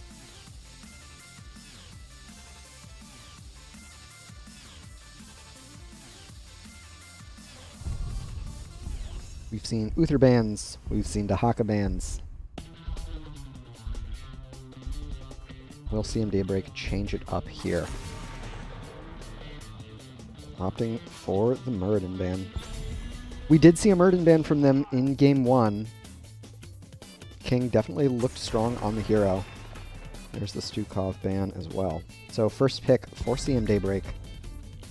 We'll see what they feel is going to be the difference maker. They're fighting for their tournament lives here, I believe.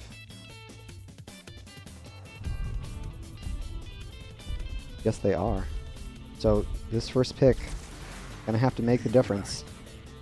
Opting for the safe, powerful Blaze pick.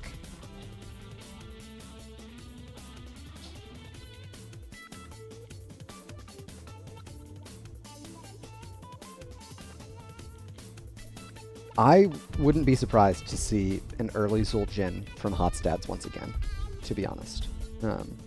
With how comfortable they looked playing around it on Alterac. Instead, they opt for Uther. It's the first time they've had the opportunity to pick the Lightbringer up. We've got healers on both sides with Anduin picked up. And Sylvanas going over to Aura. So this is the first opportunity Hotstads has had for the Uther. I'm excited to see what it looks like, given how much attention CM Daybreak has paid it in all of the ban phases of our previous 3 games.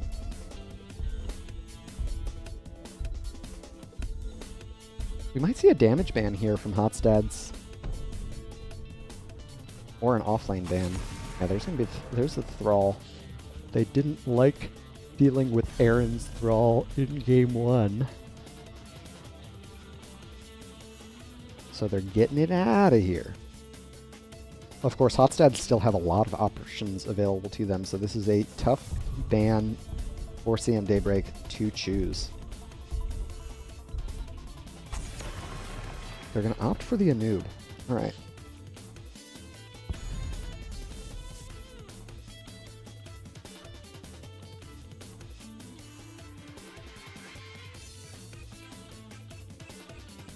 Yeah, with an Uther in their pockets already, Hotstads could take this draft a bunch of different ways. They could opt for a double support here if they want. They could go for a more traditional front line. Looks like they'll do just that with the Mace Sonya. More traditional, at least as far as roles are concerned. Perhaps not as much with heroes, as Mei is not the most common tank that we see in the Nexus. And there's both father and son on CM Daybreak. Varian and Anduin together again, as well as the Tychus. So some good burst damage follow-up for taunts. We'll see what Godly Noob picks up here in the last slot. Yeah, it's going to be the Zul'jin. Can't say I'm surprised. Let's take a look here as our teams get ready. Getting into game 4. I think Varian is definitely a better option for dealing with Zul'jin than the Blaze main tank was last game. But Uther has a lot of burst safe potential with his trait offering armor on the healing, as well as de-shield and cleanse if they opt for it. I think this game is going to hinge on how well CM Daybreak can control the Zul'jin pick. We'll see if they're able to bring us to a Game 5 here, introducing perhaps for the last time CM Daybreak, Rackham on Anduin, Aaron playing Tychus, Venus on the Varian, MVP on Blaze, and Aura playing Sylvanas. To the right in red, Hotstads looking to close it out 3-1. We've got Godly Noob on Zul'jin, Kakarot playing Sonya, Q-Ball on Tassadar, User Error for the first time on their Uther, and last but not least, King on Mei. We do have a bit of a level 1 Sylvanas push.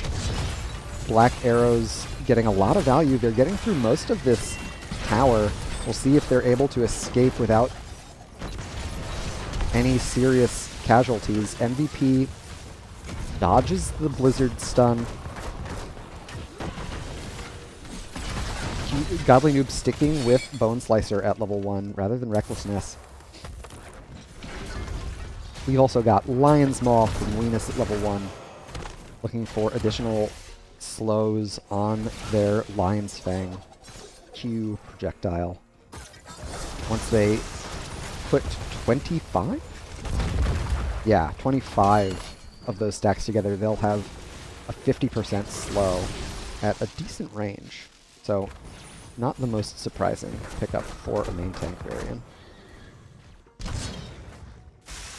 On the other side, Q-Ball looking to stack up their Shock Ray once again, and we've got User Error opting for Silver Touch at level 1, which I'm pretty sure is the Q and not the W. Nope, it's the W. I don't know. I'm not an Uther player. Kakarot dealing with that camp. Godly Noob just getting stacks on MVP here. Godly Noob has played with fire, and they're going to fall. They're able to put together a total of 5 stacks on Yuan Axe, so they're probably not too frustrated with that loss. Level 4s now. Kakarot opting for a slam build on Sonya. We've got Amani Hyde once again, so Godly Noob keeping their build the same here in the early going of it. User Error opting for Pursuit of Justice, so they'll have increased move speed after using their stun. And most importantly perhaps, at level 4, Venus has unlocked Varian's Heroic Taunt. So CM Daybreak have fared relatively well in the early game without a tank, but now that Varian has matured, they will probably keep looking for those picks. They also used that power spike to take away that biotic emitter camp, which is not only a useful item to procure, it also offers a lot of experience. We can see that in the mercenary experience disparity.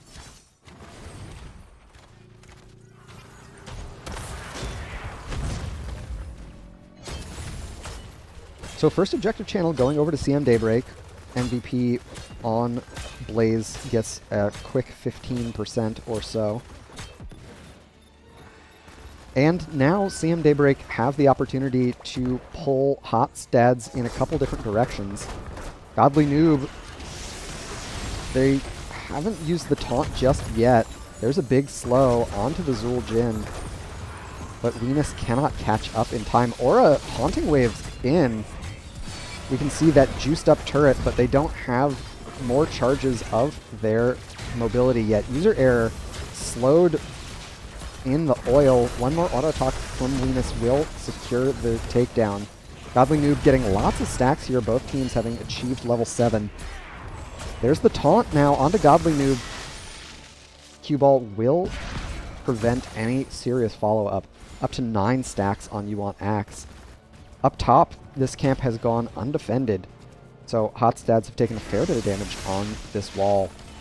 CM Daybreak stealing away this turret camp after having committed their early turret camp. We mentioned it as it happened.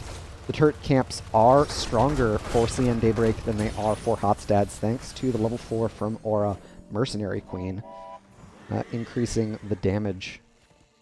I think just the damage? Yeah, it's just more damage.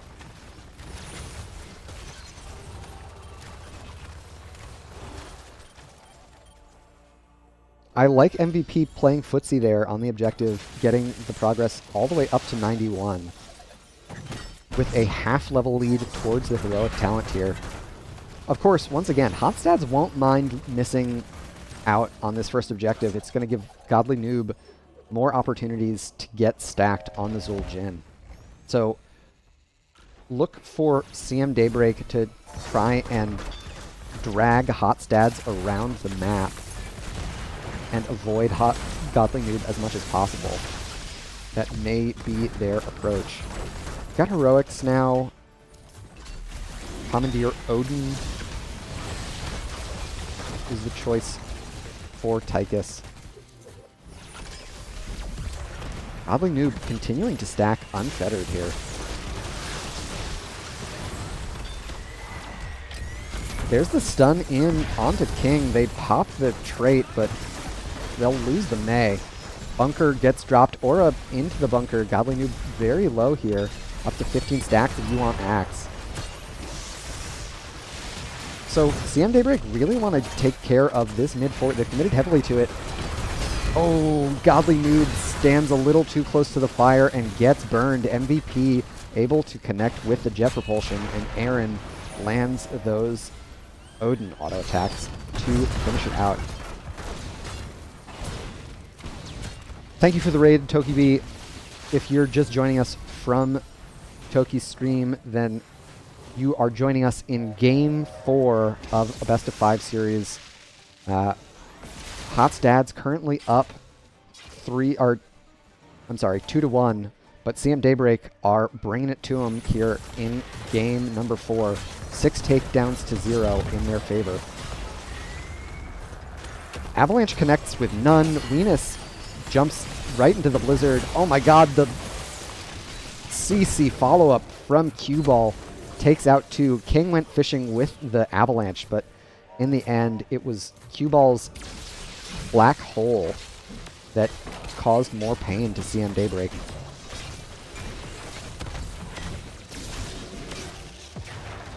Those takedowns are going to help close the gulf in experience that Hotstads have been up against, as well as that mercenary camp grab. Godly Noob gets taunted here. Aura taunting waves towards them, but chooses not to take the teleport. User error, had to use the Hand of Protection there, so no cleanse available for Uther. MVP's alone on this. Looks like Hotstads are not interested in finding an invade. The passive experience gain in favor of CM Daybreak will help achieve this next talent tier. They're at level 13 already. Rackham runs in with the light bomb. Venus caught on a weird side of the fight. Aura looking for more here. Flaunting waves in. They drop the turret and they're able to get out alive. So Hotstads weather that storm well. They did lose their turret for it, but they didn't lose any heroes. With Aura and the rest of CM Daybreak set up here on the bot fort, I would expect to see a Black Arrows push. It's a 5-hero commitment on both sides. Level 13's just around the corner from Hotstads. And the next objective has been announced in the top side. Alright, we've got cooling servos for Mei. So that's the auto attack slow? Yeah, auto attack slow. Ooh, and a bush gank here. Godly Noob checks them. Oh, King caught. There's the bunker leap onto 2 in the back. Rackham self-heals. Lots of damage onto Uther. They'll fall. Rackham falling low. There's the avalanche. Aura is still stuck amongst Hot's dads. Zul'jin falls low, pops the ult. We lose 2 from Hot's dads, a total of 3 takedowns in favor of CM Daybreak. Oh, MVP smooches May on the way out, but Venus is able to connect with the taunt.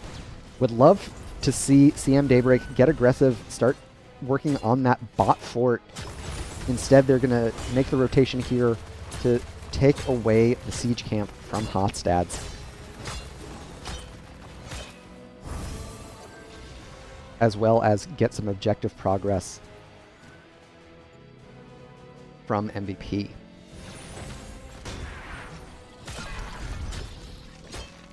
So a huge experience lead now, about a level and a half in favor of CM Daybreak. Once again, this is all thanks largely to the hero experience. The mercenary experience doesn't hurt, of course. There's the ensnare. Protected will prevent most of the damage. Venus falling low here. Rackham able to save their father with a timely leap of faith. Kakarot hanging for danger. That rotation was made in vision. Oh, Aaron stuck around for one more grenade. Kakarot chose not to pull the trigger on the leap. Bit of a surprise, truthfully.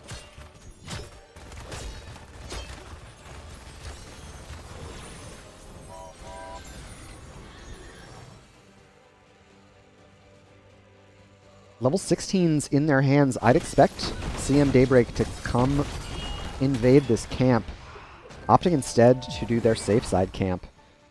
Glyph of Faith, Titan Grenade, MVP opting for the cooldown reduction via thermal protection. Kakarot, there's the stun. A great cleanse from user error will get them to safety.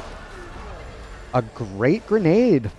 The quarterback range from Aaron costs Godly Noob their unkillable. Tazdengo no longer available for Zul'jin.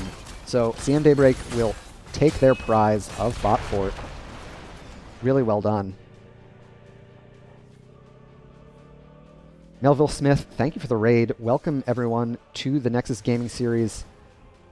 This is a semi-final match of the B division. We've got CM Daybreak fighting for their tournament lives here in the best of 5, and they're doing a fantastic job. They've secured the second objective now. With that, I imagine top fort for Hotstads goes down in 2 shakes of a lamb's tail.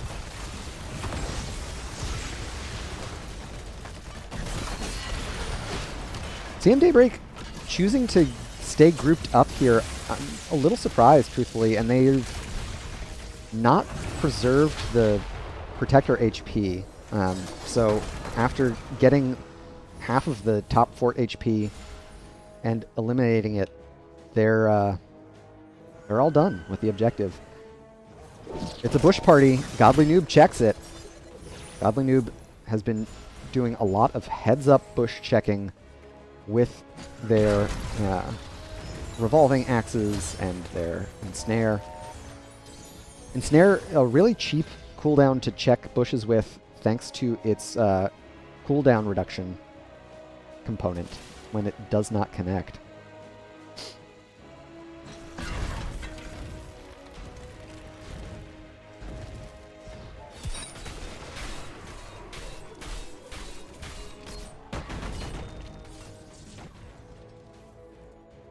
Alright. This is an even talent tier fight. Hotstads look like they're posturing for it. Alright. CM Daybreak understand that this is one of the best places for them to throw. There's a siege camp in top for them to attend to. But with MVP showing on the top side, I expect Hotstads to get aggressive and invade. They're doing just that. MVP is late for an important date. Venus caught on the wrong side of the... It's going to cost... Oh my god, Aura spooks in with the Haunting Wave? Or Aaron chased down one more tap. Yeah, that'll do it. The Avalanche takes him out. Aura as well, using the Haunting Wave very aggressively, found themselves in the middle of Hotstads. So Sylvanas and Tychus both falling. Really heads up rotation from Hotstads to make the play for their opponent's siege camp. Sam Daybreak will busy themselves with other forts. I didn't even call it out at the moment, but Slush Ball means that King is Sylvanas at home. Godly Noob and Q Ball would love to finish off. It's a full Q build from May, in fact, opting for Fresh Powder, increasing the range and charges.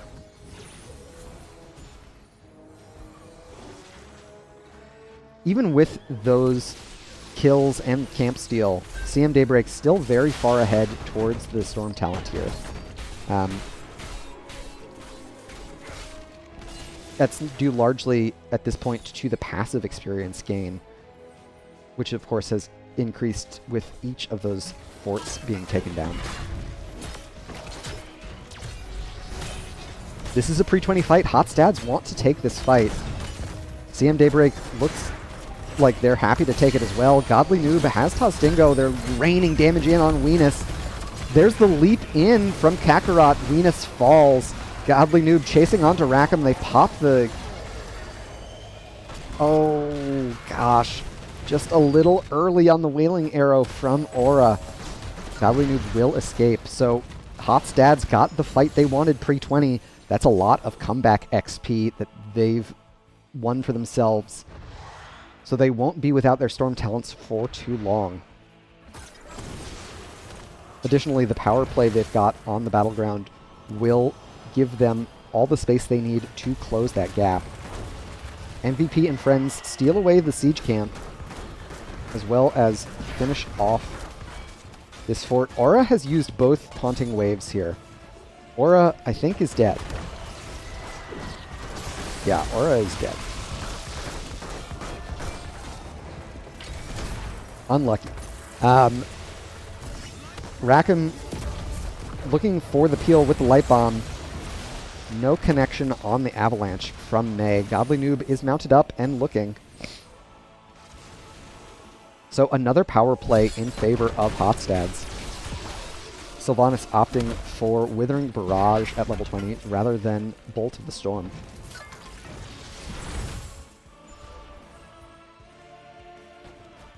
Godly Noob has shown on the top side. Venus would love to find a pick while Zul'jin is tending to the top lane, but looks like they're not going to be able to find that fight. Demoralizing shout at 20 rather than Lord of the Alliance. There's the taunt and stun follow-up. Kakarot finds 3 with the leap. King in with the icing. I think Venus is in a tough spot once again.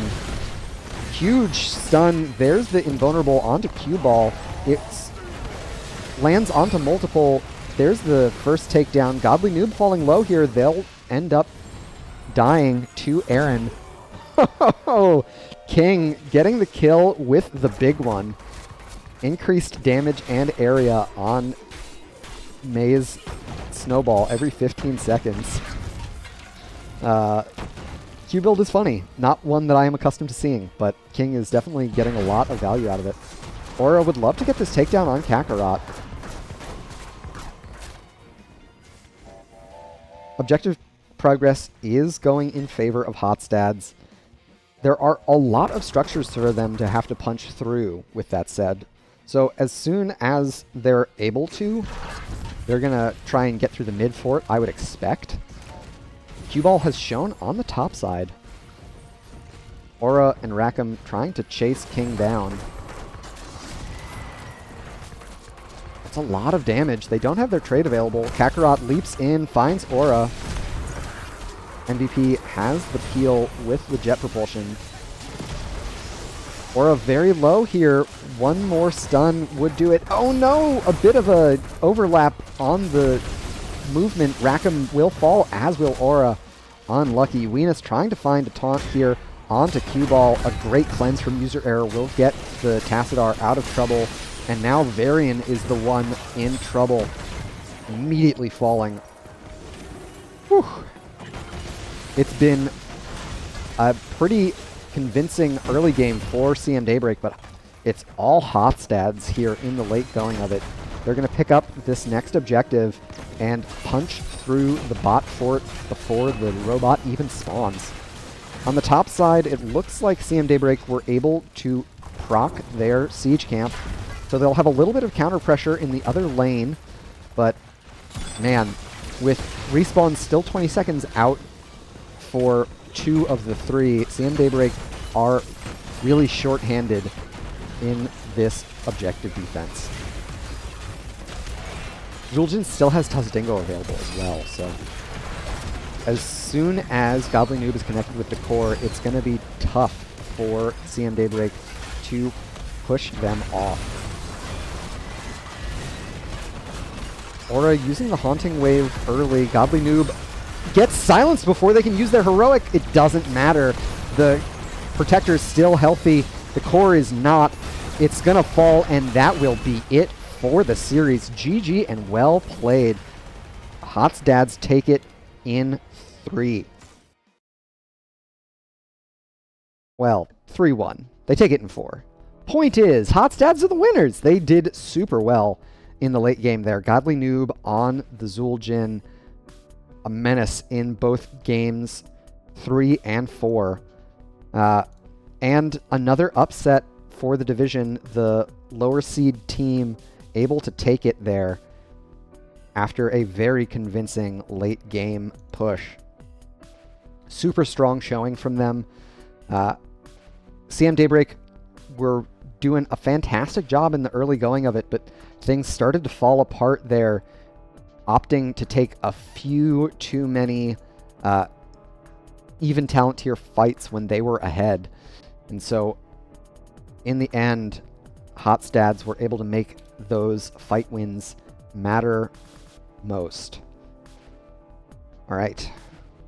We'll head over to our match summary screen, and I'll see if I can wrangle a team for an interview.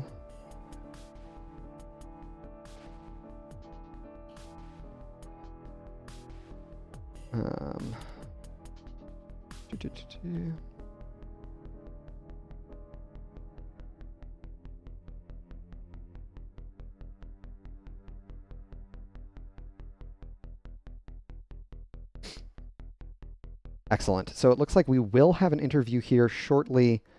And Hotstads were the winners.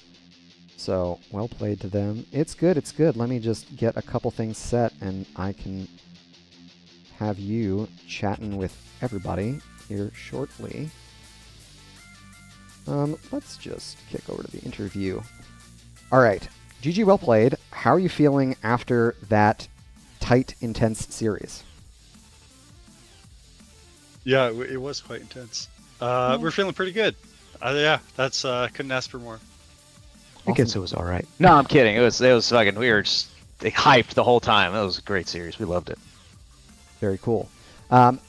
So you guys played CM Daybreak really recently before this series. I believe they were one of your last regular season opponents. Do you feel like that recent exposure to them helped turn the matchup in your favor this time around? It felt a bit different. Like the last time, I think we got caught out a little bit with I think it was Weenus on Li Ming, and he was kind of like blasting us with his Weenus balls there.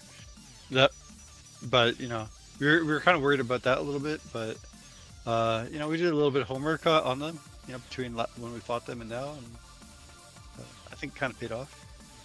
Awesome. Yeah, we were kind of curious how it was going to go because one of the guys that played us last time wasn't here, so they had someone else go in. So it was kind of curious. We were interested to see how it would go because we weren't sure what they were going to do. It's like, oh, we didn't play them, so no info on it. Gotcha. I was a little surprised for game 1 that CM Daybreak, no, you guys took them to Battlefield Eternity. That made more sense. I was expecting y'all to take it given that you were able to beat them on BOE in your regular game series, was the triple melee composition from CM Daybreak something that caught y'all off guard, something that you had seen in your scouting report? How much of a surprise was that? So we were actually in the draft. We were considering the third ban. We're like, do we ban Tracer or do we ban Thrall? And I think after we banned Tracer, you know, Kakarot was like, immediately "No." we're thinking like, no, like we should have banned the Thrall. 'Cause, we knew they were going to do this kind of like triple bruiser thing, and honestly, it was pretty hard to play against. Like I think we had the upper hand for a lot of that game, but later in the game, you know, you could kind of see they were like catching us a little bit. And it's kind of like an all-in, the Imperious, Thrall, Blaze, everything's hitting you at once. You get kind of stuck. And if I remember, like they did something very similar in the regular season game, except you know, somehow we pulled out a victory. But I was looking back at that this morning, and it was very close. Like I think even in that game, they had our core down to like 50%, and somehow we like, you know, came back at the end. So yeah, we had a feeling it'd be a tight game, and they definitely. It's definitely a hard one to play against. They do that pretty well. Awesome. For games 3 and 4, I noticed the role swap, moving Godly Noob off of offlane and onto the Zul Jin. Is that a hero specialty that y'all are used to flexing around, or is that some special sauce that you've saved for the postseason here? Cannot confirm or deny our strategies or lack of. Sorry. Yeah, I feel like we're pretty versatile. Like a lot of us, if it really came down to it, push comes to shove, like I think we could all kind of switch around roles for the most part. Like we all play like, you know, I'd say like at least a few heroes pretty well on every role. So when we feel like it warrants it, you know, we'll switch it up a little bit, but. Absolutely. Trying to think if there's anything else that stood out to me in those games. Volskaya, of course, a classic Zul'jin map. Also the first time that you were able to get user on the Uther. First time it made it through the bans. Definitely not something that I think of as highly contested in the meta, but he made it look god tier.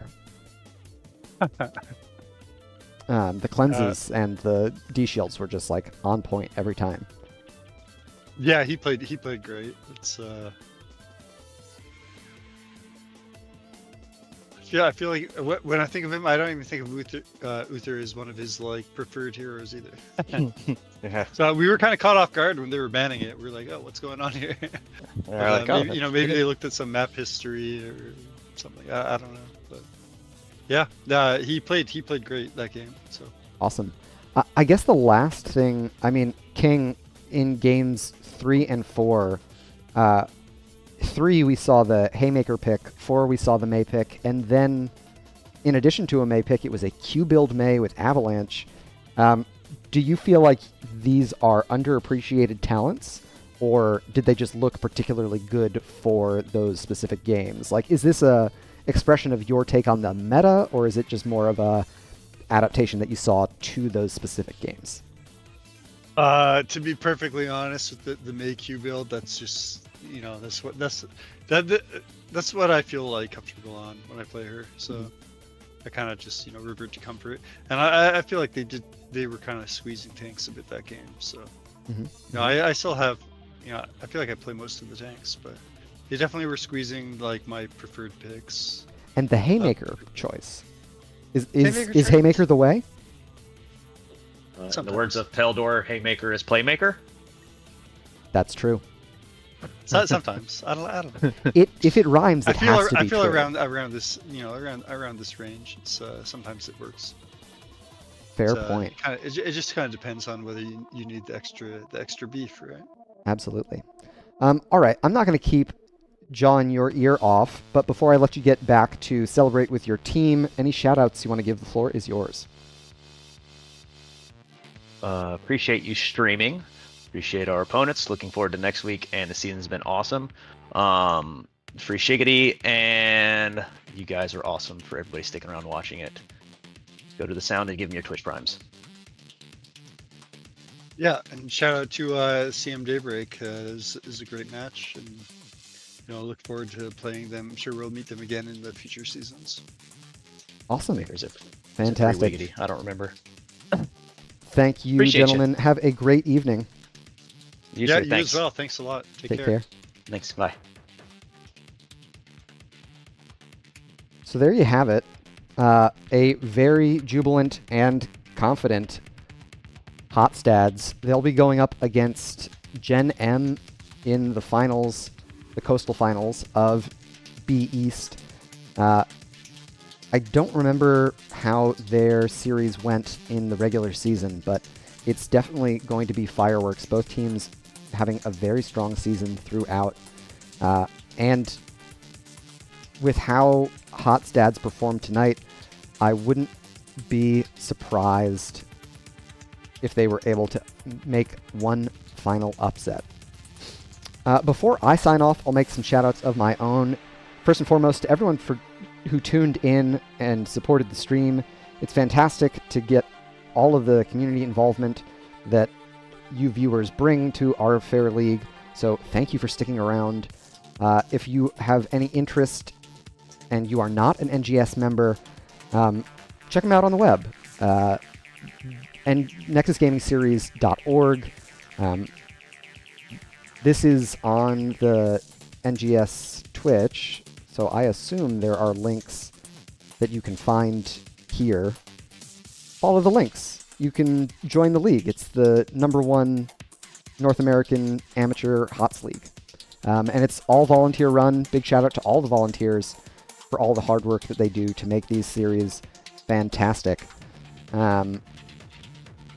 Last but not least, a big shout out to all of the artists, musicians, and programmers whose work I featured here on the stream. It wouldn't look or sound anywhere near as good without their contributions.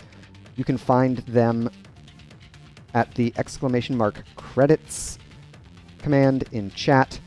They're also going to be listed in a credit roll coming up here shortly, so please do check them out. All of it is Creative Commons licensed, so you can include it in your projects as well. And that'll do it for this evening. Until next time, good luck and have fun. Peace and love.